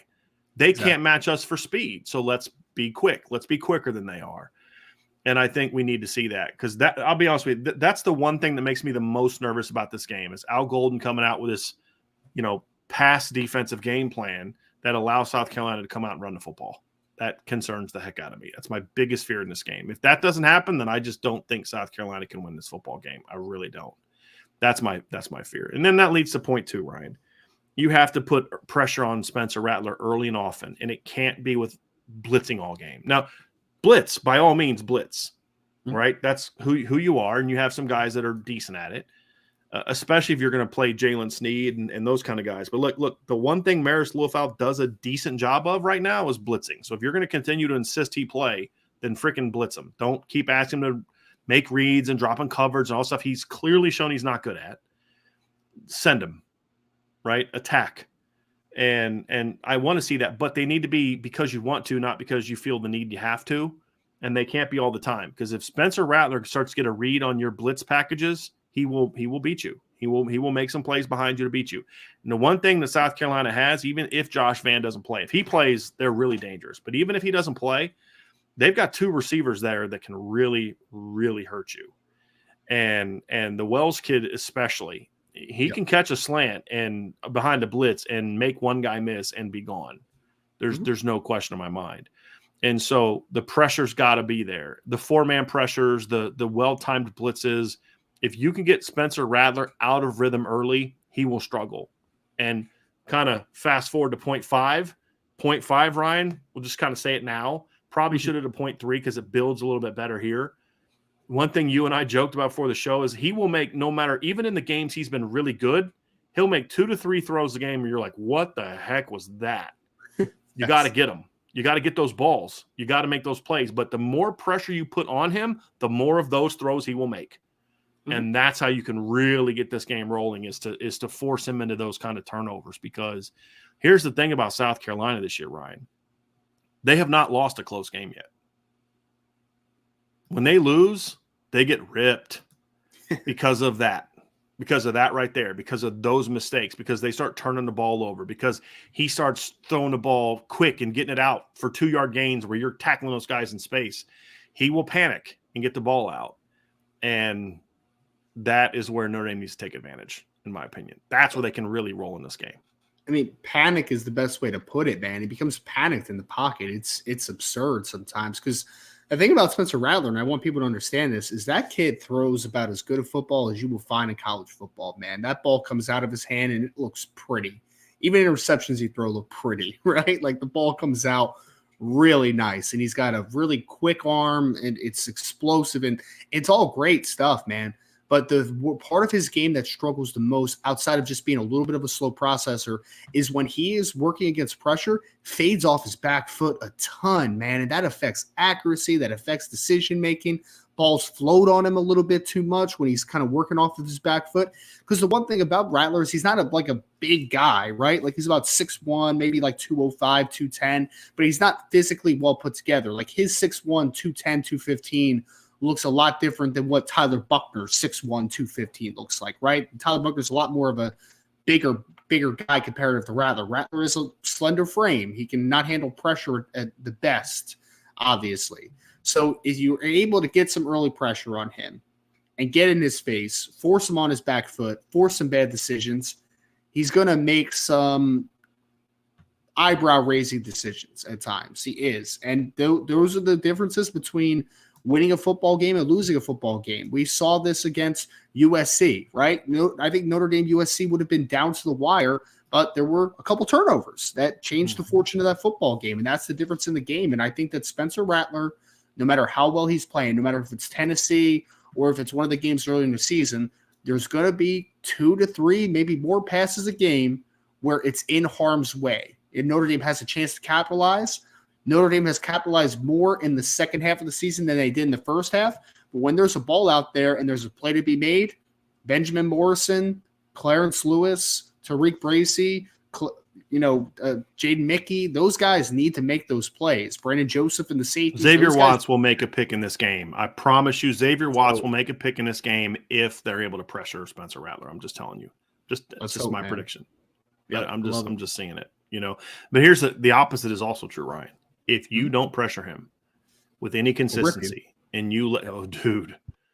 Tennessee found that out, right? Clemson in the second half found that out, right? Because they actually did a decent job of pressuring him early. Part of rattling him too is mixing up your looks, showing a pressure. He's thinking, I got to get rid of it quickly. You zone drop behind it, because if you can hit him early with your base pressures, that's when you can really bait him into big mistakes, Ryan. You're not going to bait him into a zone mistake early unless he just flat out misreads it, right? What I'm saying is, like, if you're hitting him early on and often, he will start to panic. And that's when you show pressure and you zone fire, and he hits Jason Adamiola right in the chest on a zone fire. You know what I mean? Like, those are the mistakes he'll make. But it comes from coming out early and having that success, getting hits on him, getting him out of his comfort zone. Because when Spencer Rattler's in his comfort zone, man, just go ask Tennessee what it's like playing Spencer Rattler when he's in his comfort zone. I'm going to give y'all his numbers from that game, okay? Because they were absolutely absurd in that game. He went 30 of 37, 81.1% completions for 438 yards, 11.8 yards per completion, and 6 touchdowns against the number 3 team in the country. So, yeah, when Spencer Rattler's on, he can rip you up. Now, again, Notre Dame has a much better secondary than Tennessee. He's not going to put up those kind of numbers. But I do believe if Notre Dame doesn't have a good game plan, he could do something similar to what he did, in my opinion, to Clemson, right? I mean, that's the thing is, we're 300-plus yards, 2 touchdowns, 2 picks, 60-something completion percentage. That's more possible if Notre Dame's doesn't have a sound game plan. And the other part of it, too, is I am curious to see how do they handle the other cornerback position opposite Benjamin Morrison. Are they going to go to the nickel package in this look where they keep Tariq in the slot and then put Clarence Lewis or Jaden Mickey out there at that spot?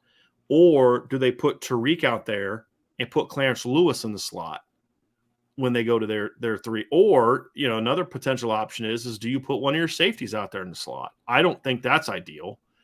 But for me, what I would do is I would have Bracy playing outside in sort of my base nickel look, and then mix in Jaden Mickey every now and then outside with Clarence Lewis being my slot guy because I can protect him with my safeties a little bit is the key. But I think Tariq outside makes a lot of sense for them in this game. Now, South Carolina's receivers have enough size where they can outplay him for footballs. But Tariq's been a pretty good player this year, in my opinion. So that's going to be an interesting aspect to see too, Ryan, is how do they line up in the secondary. Point number 3, this is a simple one, Ryan. They've got to be aggressive. And aggressive does not mean you're blitzing 8, 9 guys every time. Aggressive means attack with your front 4. Aggressive means come up and let your corners be athletes and take stuff away. If South Carolina is going to beat you because they're protecting their quarterback and they're throwing the ball downfield, then you're just not good enough to beat them that day. I'm not saying playing cover 1 all day. I'm not saying that. But don't do what you did against USC on every 3rd and 5. Let them just get these really easy, cheap 5-yard hitch routes for first downs. Nothing pisses me off more than a coach who shows that lack of faith in his players. He's just giving the opponent first downs because he doesn't want to give up a big play. Make that line protect long enough and him to be accurate enough to beat you 30 yards down the field, not 5 yards down the field, because they will make those plays. South Carolina will take that all day if you give it to them. So and I also think it's a mindset, Ryan. When you're aggressive with your play calling and your design, your players are going to play more aggressive. You wonder why Notre Dame's players played passive against USC because the game plan was passive. They were playing to the style of system that they were running that game, right? Be aggressive. And again, aggressive does not mean running a million blitzes. It doesn't. It means lining up, attacking, flying to the football. Those are going to be keys. And then having some well-designed and well-timed blitzes is important too. I just want to see it a million times. That's the key for me, Ryan. I mean, and this one builds off of the last one with Spencer Rattler making bad decisions, right? If you're aggressive and you attack the football, South Carolina will make mistakes. They will. They'll cough a ball up. They'll throw a bad interception.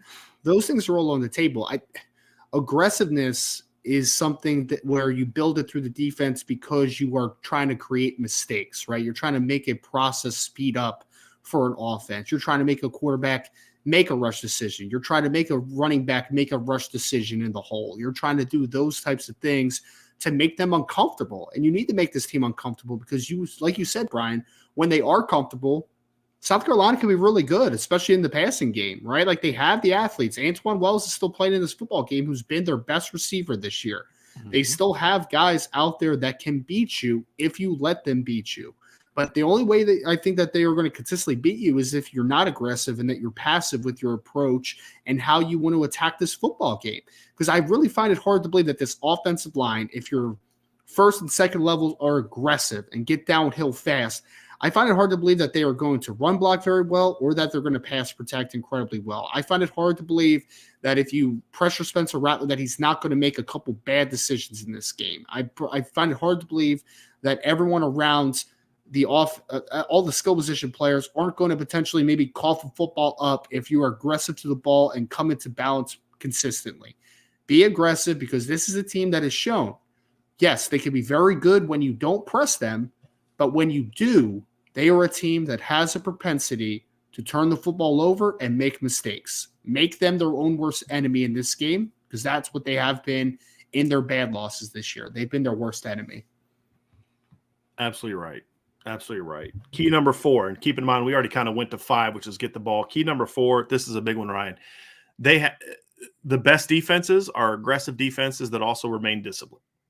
And that's a key for this game because you can't give up the big, like, no, the fear is number 1 is what we talked about. Al Golden has that kind of, passive game plan. Fear number 2 is that Notre Dame is aggressive and they make a lot of stops, but then on 3rd and 9, they complete a 6-yard hitch route and somebody took a bad angle, somebody didn't make the right coverage drop, somebody wasn't where they needed to be, and all of a sudden that 3rd and 9 turns into a 30-yard gain because of a mistake, because you didn't tackle in space, because you had a bad zone drop, because you didn't get to your proper depth, because you blew the coverage, because you thought you're supposed to be playing off man instead of up man, or whatever the case may be. There has to be a level of discipline in this game.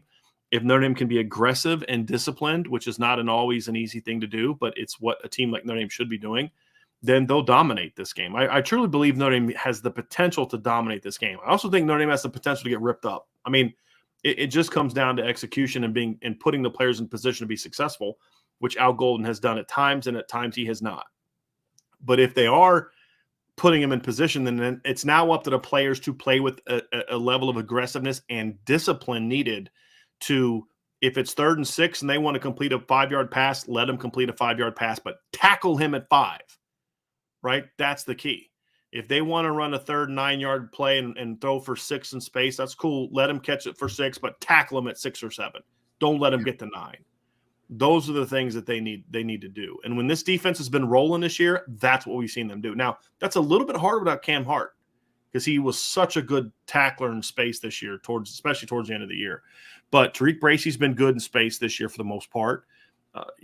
Clarence Lewis has been a good tackler from the slot. Benjamin Morrison's been a good tackler. So you've got to play well there. You can't give up the big mistakes off. Here's the deal, Ryan. If I line up and I'm my guy against you, Benjamin Morrison, and it's your best receiver, and that guy just beats me and you complete a 40-yard pass, respect. What I can't stand is when you're trying to get cute as a coach or cute as a player, and then you make a mistake and that gives you up a 40-yard gain. Make them earn every yard they're going to get because they're going to complete some passes. Their receivers are too good, and Spencer Rattler throws the ball too well for them to just lose, 38-6 like they did to Florida. That was an anomaly. That was not a normal type of game for me. And they've had a whole month to prepare for this bowl game. They're going to score at least a little bit, but shut them down, make them earn every yard they get. Because if they have to earn every yard they get, they're not good enough running the football. They're not good enough in the trenches. And as good as their receivers are, they're not good enough to go out there and rip Notre Dame up because Antoine Wells is a good football player. The name is escaping me, but the kid who's their number 2 receiver, who I actually like, is it really nice. Yes, Jalen Brooks. If Josh Van plays, which I've seen him listed out. I've seen him listed, as number 1 on the depth chart. We'll see how he plays. You mentioned Juju McDowell, right? He's a kid that he can get you in space, and if you're not disciplined, and you're supposed to have hook curl or have flats, and you see him catching a little swing pass, and you're not locked in, and you don't see that, he can hurt you, right? Those things are the things that Notre Dame has to be good at, Ryan, because when they play disciplined, I just don't think South Carolina is good enough in enough areas to really beat this Notre Dame team. Because let's be real about something. This is the point I was going to make. I like their receivers. Good football players. Even without the tight ends, they got weapons. But let's not act like Notre Dame hasn't played significantly better receiving corps than this many times this year.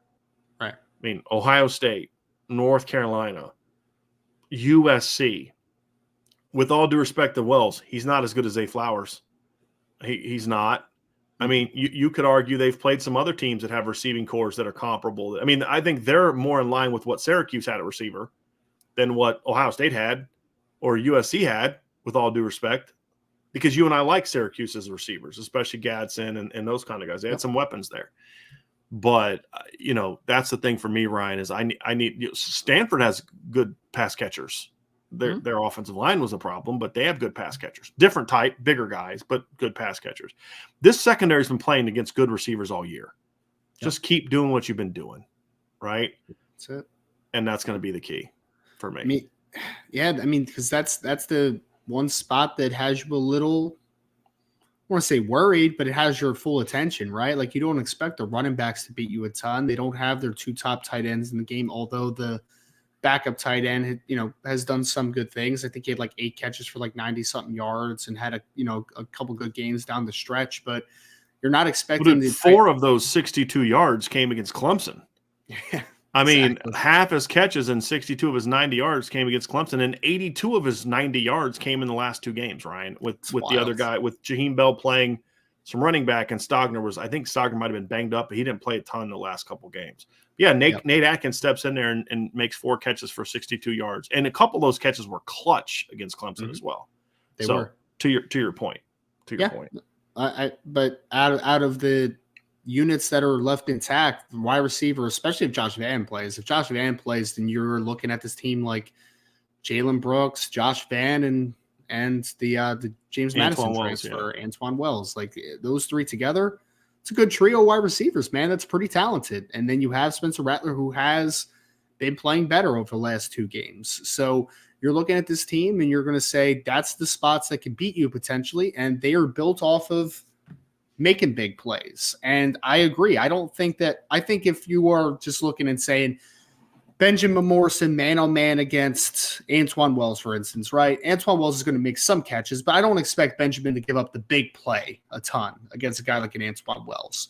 But the thing that drives you crazy, and you saw it a little against USC, is 3rd and 7. They complete a little out route because nothing's open downfield, and then he breaks a tackle, then he goes for a first down, right? And creates an explosive play. Don't let them have more than what was on the table, right? If they have a 10-yard completion, keep it to 10 yards. Don't let it turn to 25, 30. If they have a 20-yard completion, don't let that turn into a 60-yard touchdown. Notre Dame has to stay disciplined, and they have to keep everything in front of them because they do have some receivers that can cause you issues, but you still have to like your advantage, I think, defensive back against wide receiver. Mm-hmm. Absolutely. Last part, Ryan, special teams. I mean, they don't need special teams to make a big play to win. What they have to make sure that doesn't happen is that they don't allow South Carolina to make a big play on special teams. Right? I think, look, I could be wrong. I think Notre Dame's the better team. I think they're the more talented team top to bottom. I think they're better in the trenches. Like a 7-on-7 game, this is really close. I mean, they've got some weapons there. In a game where you also include linemen, I mean, Notre Dame should be the better team in my opinion. I just think they're the better team. But South Carolina's a good football team. They showed that they can go beat a top 10 football team. Did it twice. And so this is a good football team. I think Notre Dame's the better team. Where I could see this game really turning in South Carolina's favor is they make special teams plays that help, fake punts, right? Blocking a punt, blocking a field goal, getting a big return. Those are things that they've been pretty good at this year. Like Notre Dame, as we mentioned before on the Fermo Efficiency Index, they actually rank higher than Notre Dame does because their return game has been better than Notre Dame's return game has been. So can't allow that to happen. Brian Mason has been phenomenal all year for Notre Dame. He needs to end the season on a high note and make sure his kids are disciplined and ready in this game. They cannot allow the hidden yards to be a big part of this game. Because I think special teams plays can be some of the most momentum changing in all of football, Ryan. I mean, a blocked punt, a kick return for a score, all those things that just completely take away whatever momentum you thought you might have had can just give a team that has momentum. You just make a big stop, you force a punt, then you block that punt. All of a sudden, man, your team and your fan base is going crazy. Can't allow those mistakes to happen. Can't. Yeah. You have to play clean. And you're going against a great punter, obviously, too, right? So even for the defense, if they get a nice stop and then he flips field position, that's like a little bit of a backbreaker, too, because you're like anticipating that, hey, we're going to have good field position on this offensive drive. So, I mean, for me, at least just in the 2022 season, Phil Lembo, who is the special teams coach, Pete Lembo, my apologies, who has probably been the best special teams coach in the country this year, right? From a punting, field goal kicking, all around, they've been very good. He has Brian Mason, that's the thing. Is he has a head coach that makes it a pro. Because Pete Lembo is a former head coach. Yep. He was a head coach at Lehigh. He was a head coach at Ball State. Mm-hmm. And, of course, Shane Beamer's a guy that puts a lot of emphasis on this to add to the point. Continue. No, I mean, to continue, the point is that there's a credible special team staff, and Brian Mason isn't far behind, right? The impact that he's had on the special teams for Notre Dame in his first year is tremendous. And I mean, we talked about this on the show yesterday, Brian, with Vince, that for me, is there going to be a team that makes a special teams mistake in this one that's kind of the separator or makes a big play, to your point, right? And I think that can be a backbreak because you can't depend on South Carolina special teams wise to make a ton of mistakes, right? Because they just don't do it. And you could say the same though for special teams against Notre Dame. It's like, Brian Mason's unit doesn't make a ton of bad mistakes, right? Like they don't. So is there going to be one of the special teams unit that makes a bad mistake? Maybe muffs a punt, maybe has something blocked, maybe has bad lane integrity and gives up a big punt return. Whatever it might be, I think those could be the make it or break it plays to flip the momentum of this football game. And you have two of the best in the business that are coordinating on both sides, are either one of those units that have been very good this year going to make a mistake that can flip the momentum of the game. Because here's where South Carolina has been better at Notre Dame in special teams in 3 areas, significantly better than Notre Dame in 3 areas. Kick returns, significantly better. They're very good at returning kicks. I mean, their main kick returner this year has a score, Xavier Leggett. He has a touchdown return. He averaged 29 yards on the season, 29.9 yards in the season. As a team, they averaged 25.1 yards per return. Compare that to Notre Dame this year, who has averaged 19.4 yards per kick return. Punt return, similar situation. Now, Brandon Joseph has been solid. He's been steady. He does his job. They need him to do that in this game. But South Carolina, much more impactful. They average 16.9 yards per punt return, and they have 2 punt returns for scores. One, and I believe they were both they were both off blocks, I believe, correct? I don't think they have like a return for a touchdown. I think they're both blocks. I believe they have 2 touchdowns off blocks. Yeah. They've been very good there. And then here's the other part. Their place kicker this year has only attempted 10 field goals. That's it. He's only attempted 10, but he's made all of them, right? Notre Dame has attempted 18, and Blake Grupe's missed 5 of them. They are steady. They don't make mistakes. You have to look, if the worst thing that happens in Notre Dame this game, Ryan, if we look back at the end of the game, the worst thing that happens is Kai Kroger just bombs one and Notre Dame fields it at the 15, flips it. Okay, fine. There's nothing you can do about that. I mean, kid's got a great leg. He's averaging almost 47 yards punt this year. It's going to happen. If that's the worst thing that happens to you on special in this game, I'm fine. Totally fine. I get your point that you're making, but my thing is that's the least scary thing for me is Kai Kroger kicking one from his own 10 and you have to field it at your 10. Fine. As long as it's not a blocked punt, blocked field goal, 50, 60-yard kick return, something like that, as long as those things aren't happening, I'll live with the occasional just bomb from Kai Kroger. That's the key for me. That's what that's the thing that scares me the most is Notre Dame's about to run away with this thing, and all of a sudden, boom, blocked kick for a touchdown, kick return for a touchdown. Notre Dame scores to go up 10. They're getting all the momentum back, and then bam, 95-yard kick return for a touchdown. If they don't kick, if Zach Yoakum doesn't kick every single one out of bounds, I'm going to be mad, right? Not at him. Don't even let them return a kick. Don't even let them try to return a kick. Don't even try to get cute. And I know your kick return unit is good, but this is a special teams unit capable of making you pay that one time. Don't even give them a chance. Those are things for me that have me concerned, honestly, right? Those are things that got me staying up a little bit late at night. That now Golden coming out with his passive game plan. Those are the 2 biggest concerns I have in this game. Truly. And you and Vince have special teams on the mind the last couple. Have you watched South Carolina? You know what I mean? But see, the point is that there's never been a game this season where you looked at the other team and said that team's got a chance to really hurt you with their special teams because Notre Dame's been so well coached. Sure. Right. And you look at a game like this and you're like, boy, this is the kind of team where, if Notre Dame is somehow able to make a play on special teams, like block a kick or something, then you go crazy and you're like, this is going to be a great game. Because if you're able to beat them at the one thing, I think Notre Dame has an advantage over their defense. Notre Dame's offense has an advantage over South Carolina's defense, in my opinion. Mm-hmm. The Notre Dame defense should have the advantage over the South Carolina offense, although not as great as on the outside of the ball. The one advantage where I look at these 2 teams and I say South Carolina is better than Notre Dame is their special teams. And that's going to be key. You can't let them dominate this part of the game because this is where momentum can shift. This is where points can be made, and they can't let it happen. So there you go. So that's our keys to the game. We have a Michigan fan jumping in there talking nonsense. He is now gone. So see ya, Michigan fan. Doesn't know how to behave. So, Ryan, those are the keys to the game. Some are easier than others, but there's a pathway for Notre Dame to not only win this game, but to win this game convincingly.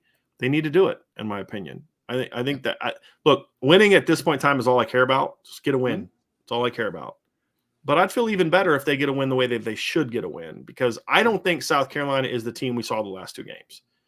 I think and I don't think they're as bad as they were against Florida. I think they're somewhere in between for me. And you've got to make them be that somewhere in between in this game. If they are, then Notre Dame will win. If you can make them look like they did against Georgia and Arkansas and Florida, especially Florida and Missouri, then Notre Dame will roll. There you go. That's it. So that's our keys to victory. So before we move on to the mailbag, Ryan, because we do have some questions here in the mailbag, before we do, I do want to ask people, hit that like button, hit that subscribe button, hit the notification bell, share this podcast. Sign up for our message board at boards.irishbreakdown.com. Make sure you're always checking out our website at irishbreakdown.com, where all of our written content is free. So you definitely want to check all that out. Subscribe to the CFB Nation channel, please. We would appreciate that. We're trying to get our YouTube watch hours up on that channel. We have actually put some new shows up recently, so including a show that Ryan and I did, or a segment of a show that Ryan and I did. So we would really appreciate you guys checking that out, helping us get our our watch hours up to there. And of course, definitely, if you like the IB Nation or the CFB Nation content, whether it's Lucky Lefty podcast, whether it's CFB All-America guys, whether it's John Garcia State of Recruiting, or all of it, hopefully all of it, make sure you subscribe to the CFB Nation podcast on either Apple or Spotify or whatever your podcast app is. We are eventually going to stop bringing them over on the RSS feed, Irish Breakdown. Eventually, if you want to listen to their content, you're going to actually have to go to the CFB Nation app. So the more of you that listen to that, start subscribing to the CFB Nation podcast app as well. It's mailbag time, Ryan. We don't have a lot, but we're going to get to some of these questions here. And Tommy Guns asks, speaking of special teams, who would be expected to fill Foskey's spot on the punt block team? It's an interesting question. I think you have Tommy. First and foremost, Isaiah Foskey has not been the only player on the special teams that has blocked kicks, right? Like, I know he's blocked a couple at this point, but you've had Jordan Botelho block a kick. You've had Prince Khalid block a kick. So I think it's more maybe just to focus on who is the punt block guy or the units just in general. But I think to answer the question directly, you have some long athletic defensive linemen that I think can give you some upside there. And you have some linebackers, and those are typically the guys that you see on punt block units. So maybe a Jordan Botelho is more of a focus comparative to maybe a secondary focus on the punt block team. Maybe you bring in a Joshua Burnham or an Aiden Gobira for that opportunity. Maybe it's one of the linebackers. Maybe you think of like a Maris Loifau, who's a long athletic kid. Maybe a Jalen Sneed. So I think you look to the first or second level, one of the longer defensive ends, one of the linebackers. I think those are the guys that usually make an impact in that punt block unit. Irish Blooded with a question. He says, if you are Coach Tommy Rees, do you really change the playbook much? The rest of the offense has played the same playbook all year. It is easier to adapt Tyler Buckner? Is it easier to adapt Tyler Buckner or everyone else to Tyler Buckner playbook? The premise of the question is flawed. Notre Dame has never changed their playbook for Tyler Buckner. It's the same playbook. The emphasis is different. And yes, that needs to change, but it's not because of Tyler Buckner. The emphasis needs to change because of the personnel around Tyler Buckner. Yes. You're not a team that can just go out there and run 12 personnel all day and convince yourselves that that's your best look. You could convince yourself of that when you had Michael Mayer. You can't convince yourself of that, or you hopefully, because I mentioned my biggest fear on defense and my biggest fear on special teams. Mm-hmm. My biggest fear on offense is that we see them can take Michael Carmody or Tosh Baker or Billy Shrouth or somebody like that and make them put a number 99 jersey on them or 89 jersey on them and make them the second blocker in 12 personnel. That's my biggest fear. And they just try to repeat what they did during the season. That's going to piss me off to no end. I don't mind seeing it as a wrinkle, right? That's fine. 3rd and 1, fine, whatever. But if that's what they try to do, like more than 5 or 6 times a game in non-short yardage situations, I'm going to get mad. I could see that happening. I don't think that's what we're going to see, though. I don't think that's what we're going to see. I'd be surprised by that, but it's an option. You need to adjust to your personnel, and it is partly about Tyler Buckner. There are things you can do with Tyler Buckner quarterback that you could not do with Drew Pine, and you need to take advantage of that. And if you don't, you're foolish. You should just come out and regurgitate the same offense you've had because you have a quarterback capable of doing more. Now he's got to execute, but there's a reason he won the starting job easily in the spring and fall camp. It was never close. There's a reason for that. Now, he played bad the last time we saw him, but I don't think Notre Dame fans appreciated how well Tyler actually played against Ohio State in really rough circumstances. No protection from the line, no kind of run game, receivers struggling to get separation, and yet Tyler was making some throws in that game, including a couple deep balls that should have been caught by his receivers if they would have played the ball better. So they need to play to his strengths as a passer. And play to the strengths of what the personnel is, which is more 21, more 20, more 11 than it is running a million plays of 12 personnel and running duo 8,000 times. Like, that is just not, to me, playing to your strengths. It might have been in November. It might have been in October. It's not now. So I think just focusing on changing it because of Tyler Buckner is incorrect, but also it's not a change. There isn't like this new playbook that Tommy Rees is handing out to players because Tyler Buckner is a quarterback. It's the same playbook. Your emphasis is just going to be different. It's kind of like if you've got the running backs you have now. If Audric Estime is your every down back, then yeah, you run a lot of duo and stuff like that. But if if you have a different running back, that may not be his strength. It's still the same playbook. You're just emphasizing certain concepts better. Every good coach that I know will have a conversation with a starting quarterback and say, hey, what do you like? What's the stuff you like this week? And then you have that conversation with your backup quarterback. What are you comfortable with? Mm-hmm. And it may not always be the same. It's the same playbook. It's just the emphasis is building around what your players do well and then what your quarterback is comfortable with. Because you may have a play, Ryan, and you'll know this. This happens in the NFL. You may have a play that works for you. It works, but your quarterback's like, dude, I don't feel good about that. I'm not seeing it. I'm not reading it. I don't feel comfortable with it. I don't care how good the play may be. You can't run it. You can't run it if your quarterback just is flat out not comfortable with it. Or now that doesn't even, I mean, verbally not. I have seen times in games, and I've done some practice where a play didn't work all week for whatever reason, but you're like, you know what? I just got a feeling about it. The kid didn't speak against it. We just didn't execute. We dropped it once. We overthrew it the other time, but it was there. And then you're running the game and bam, touchdown. Right? That's not what I'm talking about. I'm talking about where quarterback just is like, I don't feel comfortable throwing slants to my left. Mm-hmm. Or I don't feel comfortable. I don't feel comfortable. So I feel like for me, I felt more comfortable throwing slants to my left because I felt like to scan to a slant, I could see what was coming. So like I was taking the defense to the slant. Looking to the right, I would more naturally go right to the receiver because it's just a natural thing. Where going left, my peripheral could see the inside defense better throwing slants to my left than I could. All the mistakes I made throwing slants in my career were to the right. I mean, just flat out. First game I ever started, I threw a pick early in the game. I hit a linebacker right in the chest on the slant to the right because I looked right at the slant and I threw it. And by the time it, bam, guy steps in front of it. All right. I just didn't see it right. I had to communicate that to my coaches. I don't like throwing slants to my right. Then you don't throw slants to the right. I throw them to the left all day. Those are things and it's different for every quarterback.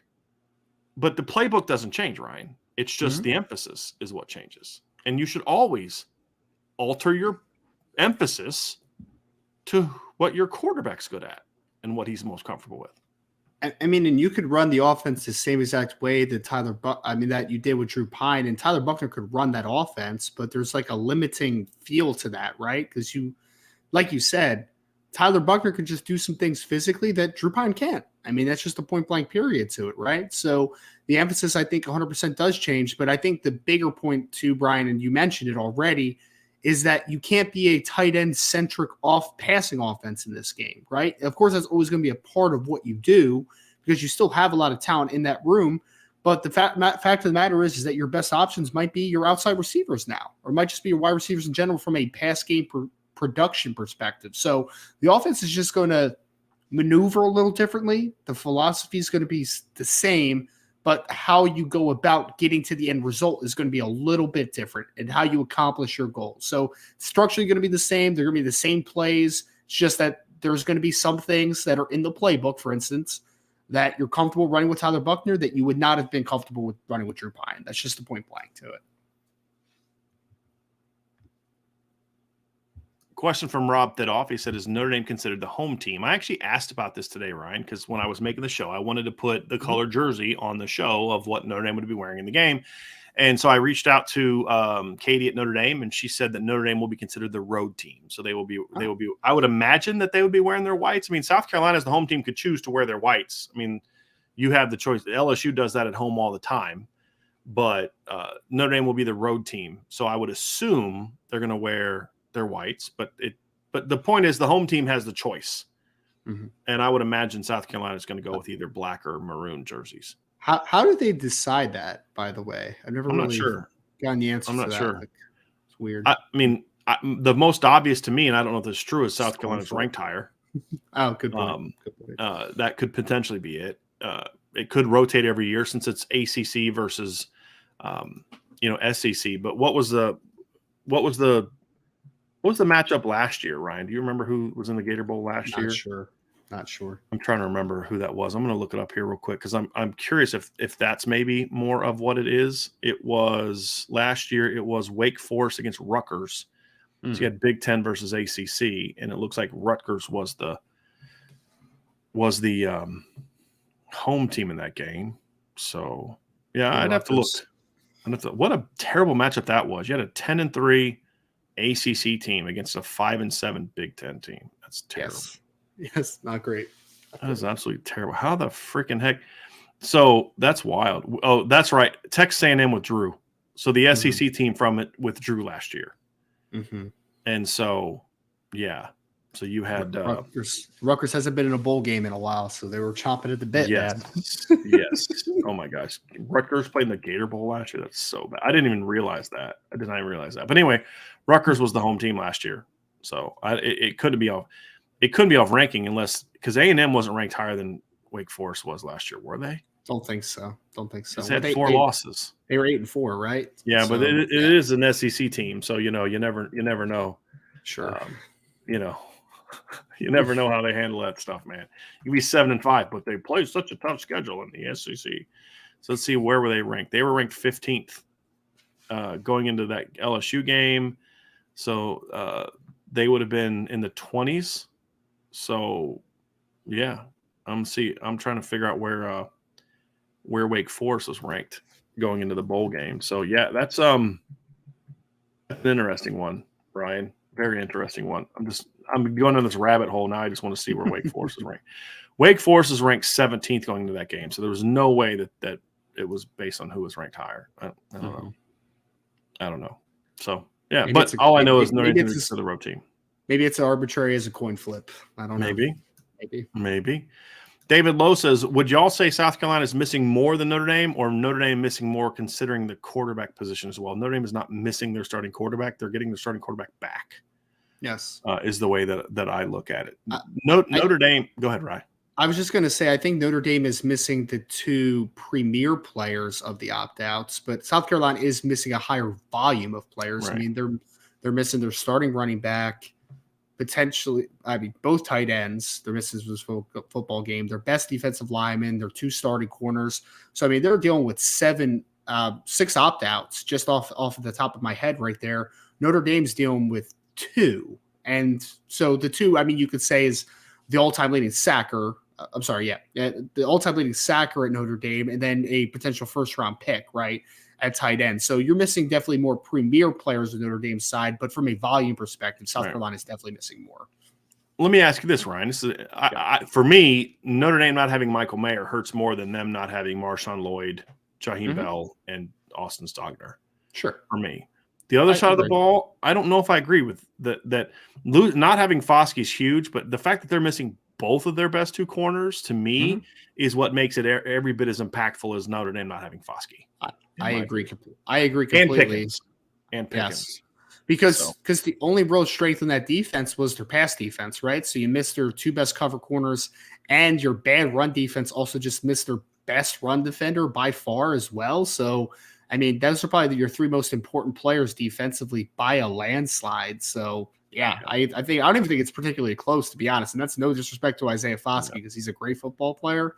But, I mean, South Carolina has a bad defense, and they just lost their 3 best players, in my opinion. Yeah, it's not about Foskey at all. I mean, it's Foskey's one guy that's really good at what he does.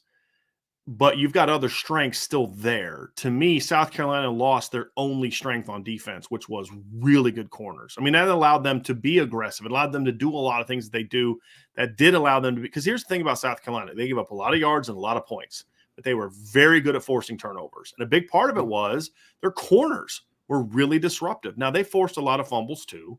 But they forced a lot of fumbles. Why? Because they could blitz, they could stunt, they could twist, they could put a lot of numbers in the box because they were so good at corner. Well, that may not be the case now. So it's the volume of that impact. Whereas on the other side of the ball, I don't think Marshawn Lloyd wasn't even healthy most of the year. You know, Jaheim Bell was playing running back at the end of the season, right? Like they weren't playing to their strength. And Austin Stogner's always been just kind of an okay guy. Right? Like to me, Michael Mayer brought a whole lot more to the Notre Dame offense than what those 3 guys brought to the South Carolina offense. And so that's where it comes from. But the 3 guys they lost on defense were really important guys. Where Notre Dame lost one incredibly important guy, but they still have Benjamin Morrison. They still have Howard Cross. They still have J.D. Bertrand. They still have some good players coming back. Tariq Bracy comes back.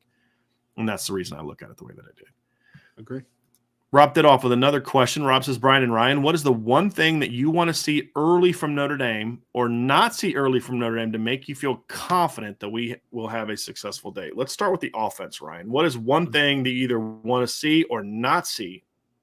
So from them, well, I'll tell you what, you do the one thing you want to see.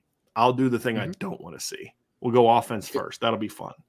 Yeah, I mean, I think offensively for me, the one thing I want to see is I want them to take a shot early, right? Like I want them to open up the passing game a little bit. I do, and usually I'm against like I think it's cliche to be like, oh, come out and take a shot early, right? Like It's a little cliche at times, but I think that it is real in this game because you want to get Tyler Buchner comfortable. You want to make the defense for South Carolina in the secondary uncomfortable with the inexperience they have now with Rush and Smith out. So I think taking a shot early and being aggressive from a passing game perspective, mixing in with your really potent rushing attack. Like I want to see Notre Dame come out and not be afraid to not to ease the passing game along, to actually accentuate the passing game. Ryan, for me, I think the point that I would make to people is you're taking shots that are there. You're not forcing shots, right? Like I don't want to. I'm not a huge fan of like we're going to design this play. If you see something in scouting that makes you think that is going to be there, then take it early. Right. But it's more about taking those shots that are there. That's what I want to see from them. Yep. Duke's about to go up 17-7 here on US UCF here in their bowl game today. Mike Elko getting her done. 10-day ask. Oh, so then the thing that I don't want to see Notre Dame try to regurgitate the offense they had in the regular season. Yes. That's what I don't want to see. Agreed. If they're trying to do different things, I mean, even if they don't start fast, I think at least by the second quarter, second half, they'll get going. It may take them a little bit to kind of get into rhythm. I hope not, but it may. As long as they're not trying to regurgitate what they did during the regular season, I do not want to see that. How about defensively? What do you want to see, Brian?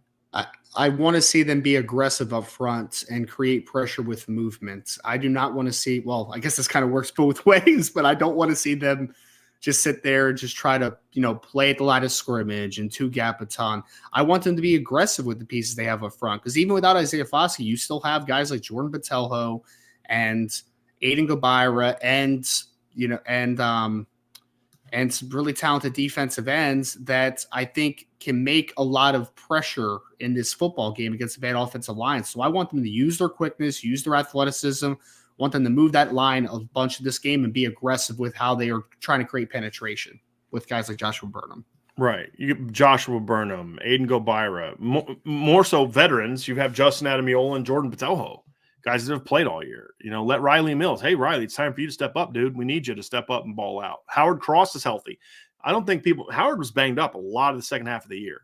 He's going to be healthier now because he's had a month off. So, you should be able to kind of get after it a little bit today. There's no doubt. Let's get to this next one here from 5 Burkhart Boys. Mailbag. Who do you the one thing I don't want to see on defense, I think I've already said it. I don't want to see a really, pass-happy run defense that allows South Carolina to run football. I don't want to see the crap we saw against South Carolina, USC. I don't. I'll be so disgusted, if we see that against South Carolina again. I don't want to see that. 5 Burkhart Boys, mailbag. Who do you want to be the defensive MVP and offensive MVP in this game? I go Riley Mills on defense, Deion Colsley on offense. What say you, Mr. Roberts? Man, it's so tough defensively. I think I might start with offense. Who do I want to see? I hope it's Tyler Buchner, man, because I feel like there's been a bad rap on Tyler Buchner. I mean, he wouldn't necessarily be my pick. I would probably go with Deion Colsley. I think that he's my breakout guy in this game to have like a humongous day. But I'm going to go with Tyler Buchner in this one because that's the guy I would like to see because I think that is the best for the future, right? If there's going to be a quarterback competition in the offseason here, right, with a grad transfer. And I want to see him have a legitimate shot and be playing his best ball at a confident level. So I would love Tyler Buchner to be the offensive MVP. Defensive MVP, I'd probably go – Riley Mills is a decent pick. I'd probably go with the Viper position in general. So make it kind of like a combination pick, kind of filling in for what Isaiah Foskey leaves. Maybe if Jordan Botelho and Joshua Burnham, Aiden Gabira each combined for as a whole, 2.5, 3 sacks and a bunch of pressures. That would be fantastic, right? So I'll say the Viper position on defense and offensively, I hope it's Tyler Buchner. Yes, absolutely. My pick offensively, I hope that it is a receiver. Mhm. Like, I don't care who it is. Some receiver has 6 catches for 130 yards and 2 touchdowns. I think that would like if Tyler Buckner plays great, that's awesome. It'd be good for him. It'll Yes. make the quarterback battle in the spring very interesting, Mhm. but it's not going to be one that where it's necessarily going to move the needle in one way or the other. Just more constant. Hey, look, this kid can be that guy whenever Right. his time comes. Mhm. And but to me, I want to see a receiver step up and be the dude, whether it's Dion or Tobias or Lorenzo or Braden. That's where I'm torn. Like, I'd love to see Braden Lindsey end his career with a 6-catch, 130-yard, 2-touchdown game. But I don't feel like that sends you into the offseason like with a dude emerged, right? Right. I'd still be Mhm. okay with it. I'm going to go away from my desire to want to see Braden. Okay, so here's the deal. Tobias Merriweather, Deion Colsey has like 6 catches for 130 yards and 2 touchdowns. Braden Lindsey has 3 touchdowns for 100 yards and a touchdown. The other guy gets the MVP. Braden does not, but Braden still ends it possibly. How about that? Yep. There we go. Love it. So we'll go with that one. Defensively, I hope it's a DB, either Xavier Watts or Jaden Mickey. That's where I'm going. Oh, They're either Xavier going to, Watts would be a good one. Xavier yeah, Watts because would be a good if a DB makes it, that means he's forced a couple turnovers, right? I mean, Mhm. that's the reality of it. It'll be like a Benjamin Morrison Clemson type of thing, right?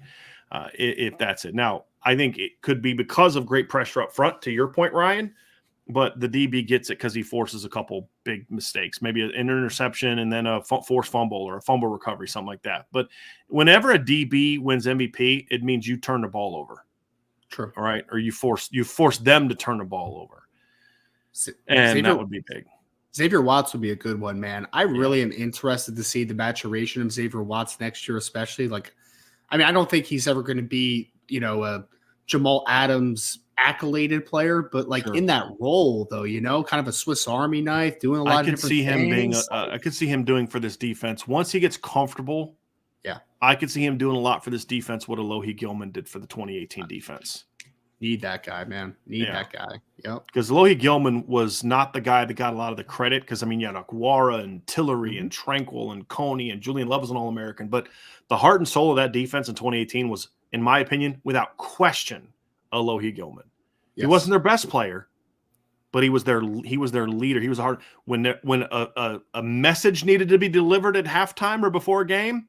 It Mhm. wasn't Aguara or Dalen or Jerry Tillery or Julian Love or Troy Pride or Drew Tranquil or Tavon Coney that delivered it. It was Alohi that delivered it. And I could see Xavier Watts being that kind. Maybe not the vocal version of Alohi.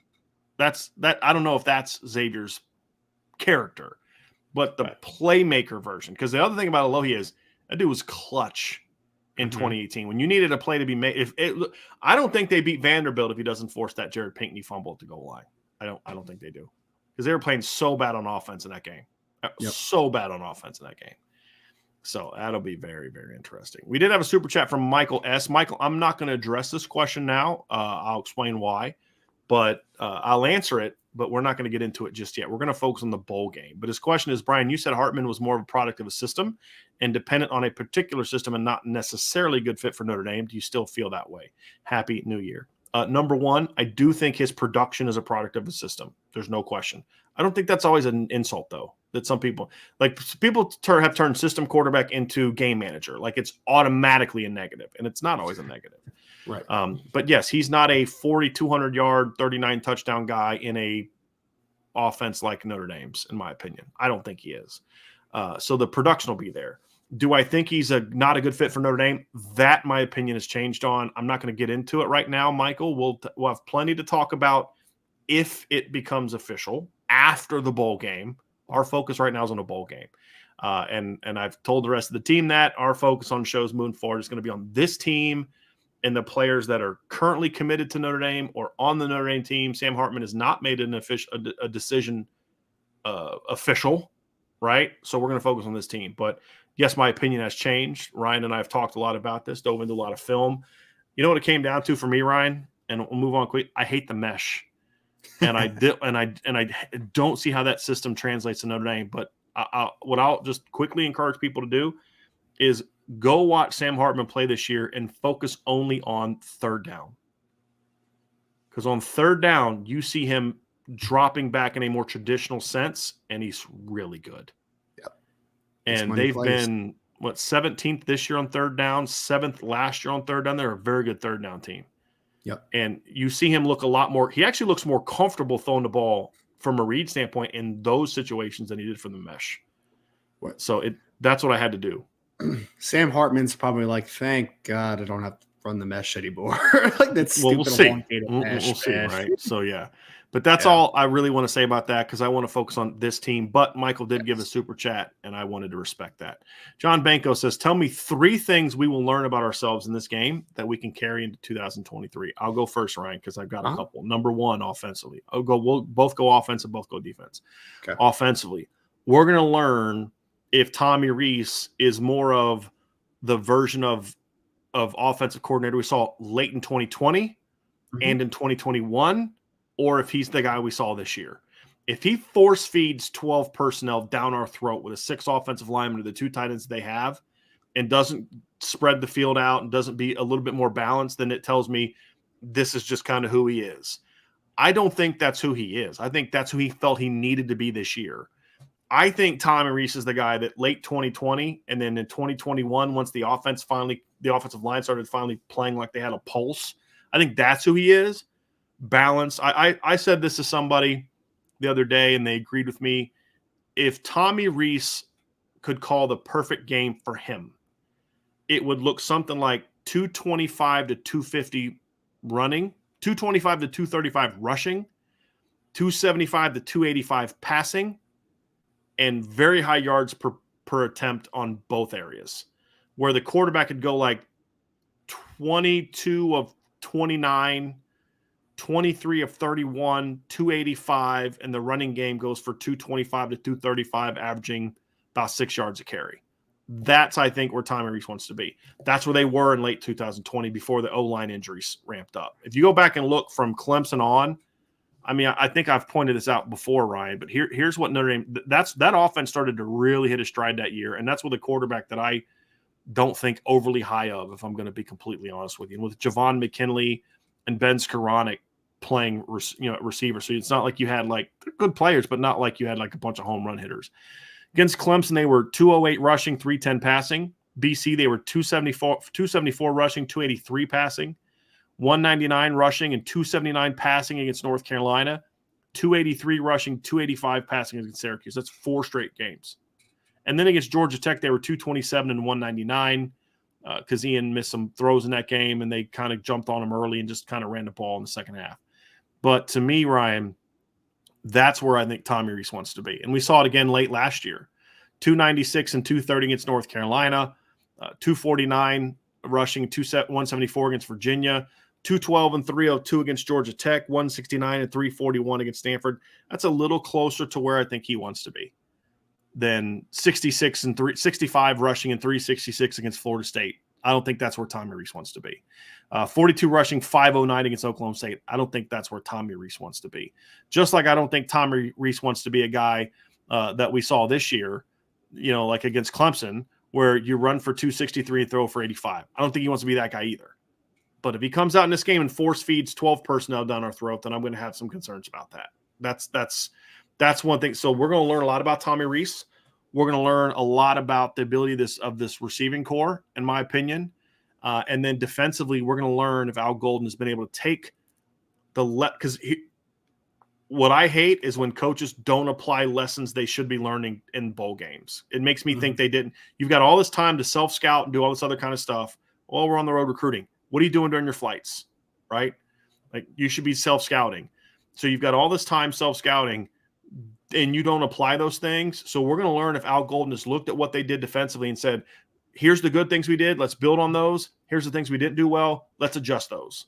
Those are the 3 things we're going to learn if he's able and willing to make those adjustments. That's one of the things that gives me encouragement heading in this game because I do think Al Golden's a smart guy. I do think he's going to come out and make those adjustments. And I do think we're going to see this Notre Dame team just, to me, look a lot better. And that's one of the reasons, Ryan, I'm a little encouraged. I mean, look, they made some dumb plays against BYU, but schematically, they flat out shut BYU down in that game. They made Jaron Hall look bad because they had some time to self-scout, make some adjustments. There's a couple dumb calls and a couple dumb mistakes on third downs in the run game. But overall, they were a couple big plays. Other than a couple big plays by BYU, they did nothing against Notre Dame that game offensively. It was a long kick return or punt return that set up a score, and then 2 dumb plays that were more about mistakes than they were bad calls. But schematically, when he had time after that bye week after Carolina, that was about as good of a as quick of an adjustment period as we saw from this defense, in my opinion. Yeah. What are your 3? So I think one thing offensively that I'm excited to see is, I don't want to harp on the quarterback position too much, but I think there's a foregone conclusion by a lot of people out there that whoever the transfer quarterback is going to be the guy from day one, right? Like there's no debates. There's no battle. And I think that one thing we'll learn in this game, and it's not the end all be all, but if Tyler Buchner comes out and rips it up a little bit, man, and looks like himself and looks like he's confident, then I think that the narrative is going to change a little bit about him. So I'm excited to see the maturation of the quarterback position, Tyler Buchner specifically, see what we can expect from him kind of rolling into the spring and into the fall, and if he will indeed make it a battle for the starting spot. That's one thing I'm excited about extensively. I think another thing, Brian, is functionally one thing you'll learn is what is this passing attack going to look like next year? Because again, tight end wise, it's always going to be featured at Notre Dame. There's no doubt. There's going to be tight end, and it should be 100%. Because Holden Stace is a really talented football player. Mitchell Evans is a talented football player. You get Eli Raridan back, he's a talented football player. Cooper Flanagan, like you guys, you're going to have tight ends in the room next year. But I think the blessing in disguise of Michael Mayer not coming is that now you have your wide receivers, your young guns that are going to have an opportunity to make some plays in this football game.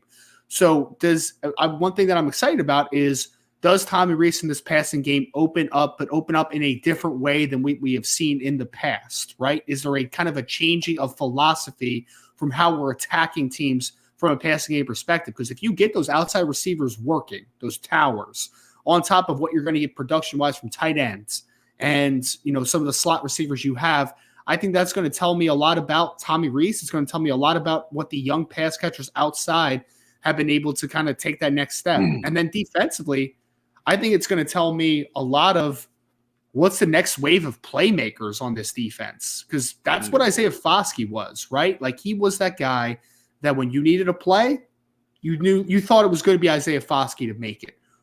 Right now, you have Benjamin Morrison, who's freshman All-American, been having a great year. I think that he's probably that guy that's going to be that big play guy down the line, right? But who's the guy on the second level that's going to make a play when I need it most? Who's the guy on the first level? Is it going to be Riley Mills? Is it going to be a Jordan Botello? Is it going to be a Joshua Burnham? Is it going to be Prince Kali on the second level? Is it going to be Jalen Sneed? I'm excited to see who the next wave of game changers and playmakers are on this defense as a whole. Agree. That's a great list. I believe this is going to be the last question. We don't have any others right now that I see in there, but this is a question from Jason Lynch. Do you think Nana Osafo-Mensah gets good amount of snap? Do you think if Nana Osafo-Mensah gets a good amount of snaps, he could be a game changer, good speed, and in a lot of plays when he gets reps? I don't think Nana is a game changer. I think if Nana plays a lot, he's a really good run defender that could occasionally get after the quarterback. I don't view him as a game changer, because to me, to be a game changer on the defensive line, you either have to be just an insanely good run defender like Ndamukong Suh, or you have to be a guy that can rush the quarterback at a high level. And I don't think he's that. I don't think he's that kind of pass rusher. I think he can be a better pass rusher than he's shown if he's a starter. I think that's the one thing that I think Nana's capable of rushing the passer more effectively than he's been. He just hasn't been put in those situations. He's been primarily a run defender at Notre Dame. But I don't think he all of a sudden turns into, Will Anderson, you know what I mean? If he's playing on the other side of the ball. So, if he's playing more snaps. So I think he's a guy that could be a real solid football player, football player in a not as good, but a Khalid Kareem role more so than a Julian Aguara role for me. Thoughts on that? Yeah, I mean, I don't think that Nana's a really twitchy athlete on the Right. edge, right? I think he's physical. I think he's got heavy hands. So to your point, could he be a Khalid Kareem, Dalen Hayes type of run defender that gets easy extension and was able to work against the run? Sure. I just don't like a game changer at a defensive end. I think of a guy that's going to really affect the passer a ton, and I just don't think that's ever going to be Nana, right? Like if Nana's Right. if he's one of your high volume getters at defensive end, could he get like 4 to 5 sacks in a season? Maybe. Like, Yeah. sure. Like, Maybe. why not? Right. Yeah, maybe. But that's not a game changer. That's just a good football player. That's a solid to good football player. I think the Khalid Kareem thing's a solid comparison because the one thing about Khalid Kareem was he made money plays, right? But he wasn't a game changer on a snap to snap perspective. He was a good football player who made money plays. Very steady football player that when the game was on the line could make a play. Now, here's the one difference between Nana and Khalid. Because Khalid was a very underrated player at Notre Dame, in my opinion. He had 10 tackles for loss in 2019. He had 10.5 in 2019. But he had 4.5 and 5.5 sacks in those 2 years. Yep. And the thing is, he didn't have a ton of pressures outside of those sacks. To Ryan's point, he made a play when he needed to make a play. And that's one of the things I loved about Khalid. But that's also one of the reasons, along with injuries, he struggled to make it in the NFL from talking to some people, is that he just doesn't have that pass rushing repertoire to really be an impact player at the next level. The thing about Nana is I think Nana's first step is more explosive than Khalid's was. I think Nana has a really nice first step when he's allowed to. Now, Ryan, you may not have seen it because they haven't given it, but meaning not have seen it because they don't really put him in those situations at Notre Dame. I've seen him in practice show that really nice boom, that vertical set. The problem is he's really tight-hipped. Yes. And you can't just be that one trick pony as a pass rusher at anywhere unless you're Isaiah Foskey that just has insane length and power and all that. And Nana doesn't have that. So he's not going to really have much of a array of moves. He's not going to have a spin move that's really overly effective against good guys. He's not going to have that counter move that requires some lateral quickness and some looseness of the hips. He's a boom. There you go, vertical. And if he can beat you off the edge, he's got the power to kind of get up underneath you and win. And I think he can be effective there. But that's a guy that's a 4 or 5 sack guy, not a 10 sack guy, in my opinion. Right. So based on what we've seen now, I hope he proves us wrong. I always root for that. I hope he proves us wrong. So yeah, there you go. Here's a question that just kind of popped up. A couple Milton fan says, Brian, any word on Aiden Keanaaina? Seems like a beefcake that could be helpful in D line. He's got to get in better shape. Aiden is a big kid that's got some ability, but he's got to get in better shape. He's just kind of a plugger right now. Because he's a 300-pound kid that had a knee injury. I mean, that's what happens to those kids is they get a lot of bad weight, just life. So he's a kid that if he can get in good shape this offseason, I think could help Notre Dame. I do. I like Aiden Keanaaina. I think he brings some beef. I think he brings some power. I think he brings – and he's got decent quickness for a size too. Like he's not just a stand there and eat up 3 blocks kind of guy.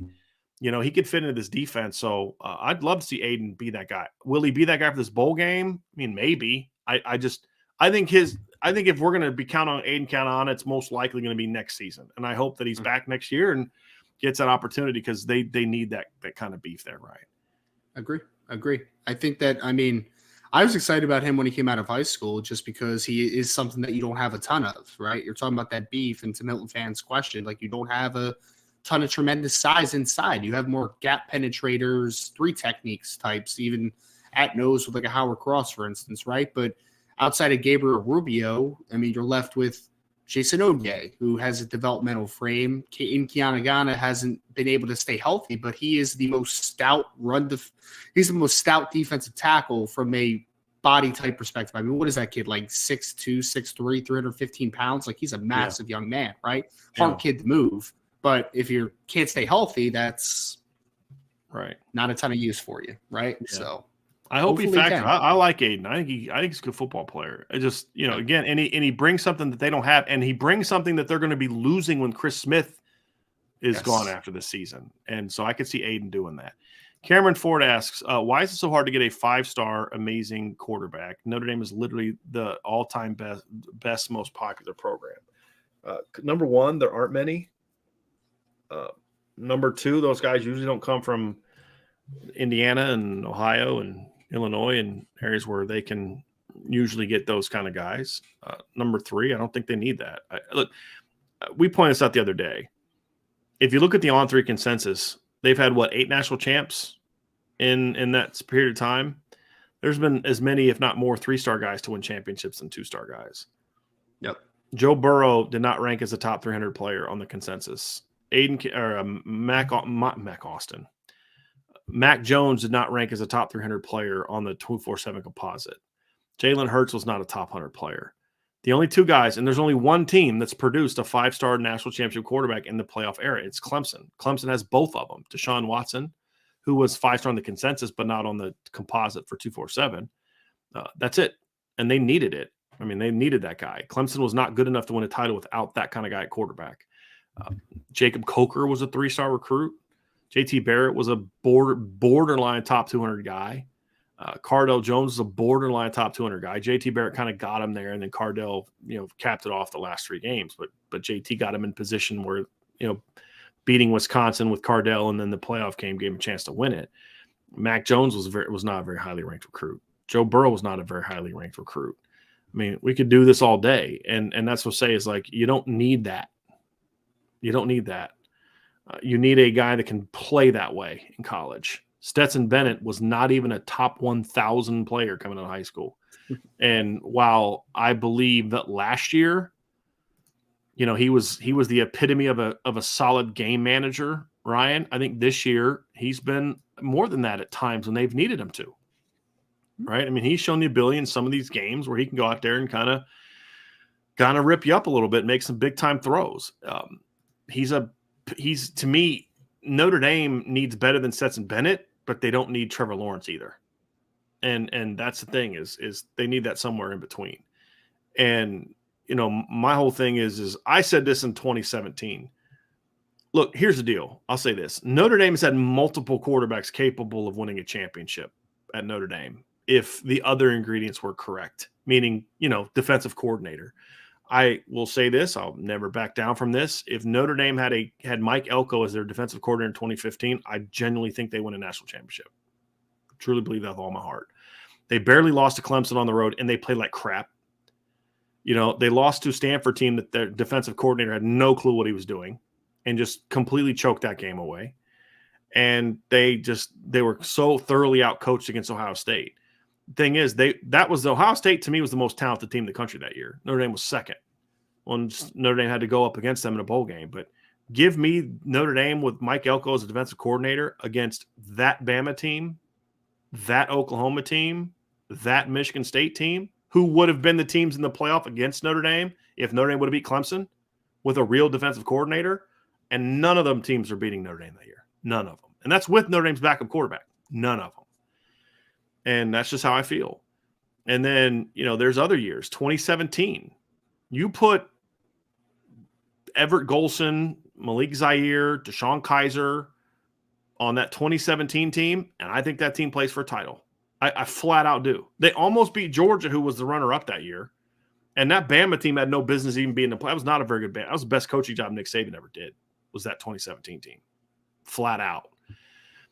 So there have been, and I'll say this too, in 2018, if you trade quarterbacks for Notre Dame with any of those other 4 teams, they could compete for a championship. That was the one year that it was reversed, where they didn't have the quarterback. They didn't have the quarterback in those last 2 years. So my whole thing is, but if you take other quarterbacks that have been at Notre Dame and put them on those teams, then I think that team can play for a championship. I truly believe that. Now, would they win or lose? I mean, that's always a bit of a crapshoot. But they're teams that would have won playoff games and gone down to the wire in the championship game. I wholeheartedly believe that. So I don't think Notre Dame has had a problem recruiting talented enough quarterbacks to win championships. I think they got one on their roster now. I think the ingredients are right. You can compete for a championship with Tyler Buchner if he can stay healthy. That's the only concern I have about Tyler Buchner, is that right there. Health. That's it. I'm fully confident that Notre Dame will have 3 kids on their roster next year that if the ingredients are right, you can win a championship with. I think they'll have 3 of them. And then I think they'll have at least 2 of them in 2024 when CJ Carr shows up. So, I mean, there's no evidence to me that you can point to and say you have to have a 5-star quarterback to win a championship. Matter of fact, there's more evidence that you don't need one than what you need. You just need a guy that plays at a high level and runs your offense at a high level. whether it's an elite player like a Trevor Lawrence or more of the game manager types like the Mac Joneses, right? But that's what you need. So I know we obsess on the 5-star and all that stuff, Ryan, but and look, Trevor Lawrence was a generational quarterback. He wasn't your typical number one player. He was a generational talent. I mean, there's no Quinn Ewers though, according to rankings. But I love the quarterback class this year, right? Yep. None of those kids are in the same universe as what Trevor was coming out of high school. None of them. None of the kids in last year's class. None of the kids in next year's class. I mean, Dylan Raiola is considered the number one guy. He has the best talent, but he's not a guy that I look at and say he's in the same universe as a player as Trevor, because Trevor not only had great physical tools, but he had a great mind for the game as well. Sure. And he was athletic and all that. He was just a phenomenal talent. Guys like Trevor Lawrence don't come along very. I don't care what 247 says. There's no one on the planet that actually is honest and objective that actually thought Quinn Ewers was a better prospect than Trevor Lawrence coming in. No one that wasn't trying to sell advertising or get clicks on a story actually believes that. And if someone does believe that, then you need to know that, because that's a person whose opinion you should never listen to again when it comes to evaluating football players. So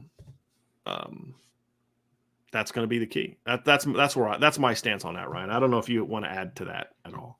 Well, I mean, I would say that there was at least one platform that had CJ Carr as a 5-star quarterback. He's not going to be that anymore because he's committed to Notre Dame and will be for well over a year. But there's talent coming into the quarterback room, man. They're going to be just fine. They're just fine. And I think the biggest thing for me, and we always talk about this, Brian, is Notre Dame's getting talent in the door, especially with the recruiting that Notre Dame is doing now. It's about development from here, man. You can't tell me over the next couple of years that Kenny Minchie and CJ Carr are not good enough to win a championship. You're not going to tell me that. With the talent around them. Now, see, here's the thing. None of those guys are going to be able to do in a playoff game with any consistency what Trevor did in 2019 against Ohio State. Sure. That's different. But you know who else couldn't do that? Mac Jones. Anybody. Jacob Coker. Yeah. Anyone other than him or Deshaun Watson, right? Yeah. I mean, of the guys that have won, like Joe Burrow couldn't do that, I don't think, because Joe needed to be able to make plays throwing the football. I don't think he could have done the running things. Maybe he could have that he did. Maybe Joe Burrow's the exception to that, where your receivers just are stinking, they're getting jammed, they're getting dominated, and you've got to just basically say, okay, I got this. Play hero ball. You know what I mean? Yeah. Yep. But the point is, those number of guys that can do that are rare. But you know who else doesn't have that kind of player in college football next year? Everyone else.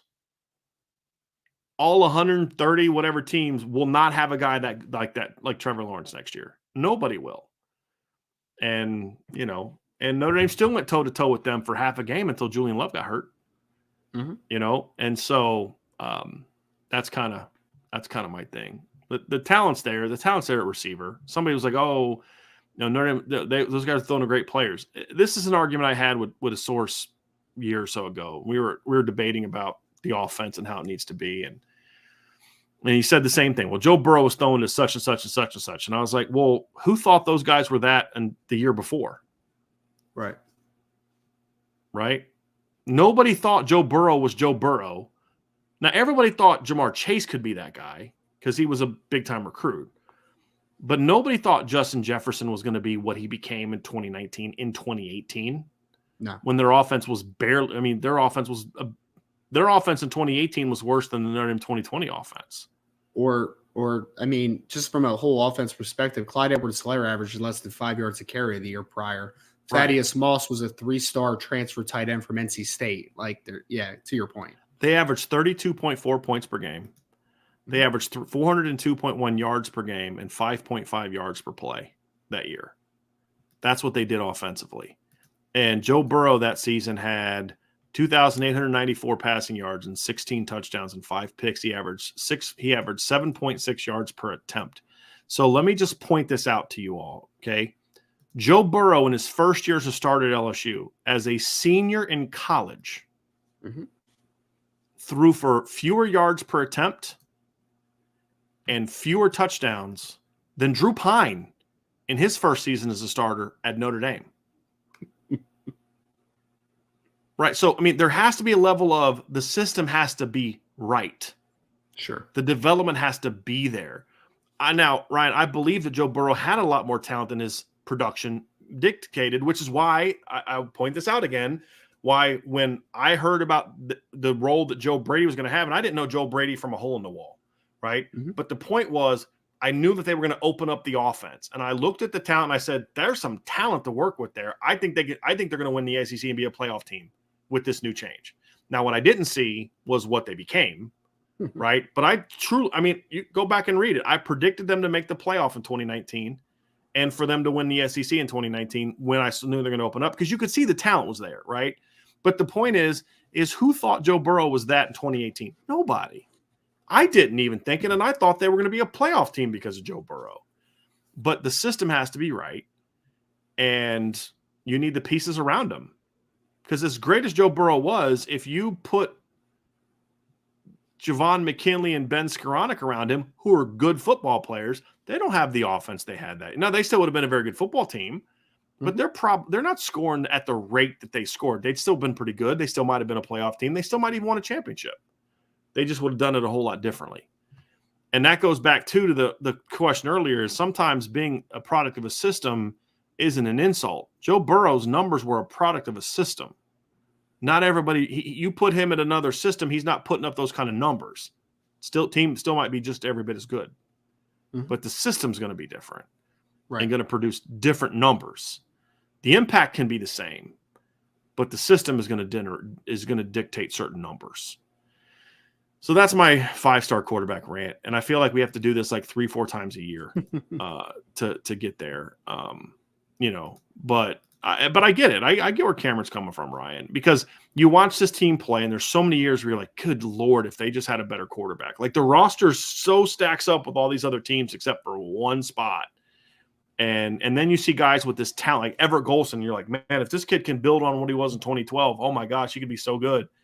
And then when Everett Golson was on, Ryan, it's like, oh my goodness, this kid can throw it as well as anybody in the country. You see Deshaun Kaiser and the potential he had, and Malik Zaire, and then you just see him kind of just, all of them just right at Notre Dame. And that's the frustrating thing. And what doesn't get discussed enough is the one quarterback whose talent got maximized at Notre Dame. And the talent physical and mental talent was Ian Book. But nobody's willing to give Tommy Rees credit for that. Tommy Rees got the Ian Book to be as good as he could be in college because Ian Book didn't have the mental aptitude to be the kind of quarterback that Brian Kelly thought he was. And we're seeing that. I mean, he was a 4th-round pick who got cut after a year at quarterback, right? He doesn't read defenses well. He doesn't process information well. He could not have been a better quarterback than he was in college at Notre Dame, in my opinion. All-time winningest quarterback at Notre Dame. Don't even freaking get started on that crap with me. The point is that, like, how much better could Jack Cohn have been at Notre Dame? But nobody talks about that with Tommy Rees. It's always, well, he's this, he's that, he's this other thing. Brandon Wimbush was ruined before Tommy Rees got a hold of him. Let me assure you of that. And I don't think Tommy Rees is good with that type of quarterback. I don't. I think he needs to be smart about his recruiting. But Kenny Minchie and CJ Carr are right up the alley of what I think Tommy Rees is comfortable with. Mm-hmm. And that's the key. He doesn't know how to coach Phil Dracovic. He has no clue how to coach Phil Dracovic. I think he's trying to figure out how to coach Tyler Buckner. But he knows how to coach Drew Pine types. Drew Pine just isn't very talented. He knows how to coach Kenny Minchie types. He knows how to coach CJ Carr types, in my opinion. And now he's just got to go prove it. We'll see. So there you go. Anyway, Ryan, that's going to do it for today's show. I want to thank everybody for being with us today. Before you leave, please hit that like button. Please hit that subscribe button. Hit the notification bell. Share this podcast. There will be no second show tonight. I believe those guys are going to be off until Friday for the pregame show. Ryan will be back, and I will be back tomorrow at 1 p.m. for our prediction show. We will predict the Notre Dame predictions, and then we'll offer some predictions for some other of the big games coming up. Maybe talk a little bit about the playoffs, which will be a couple days later.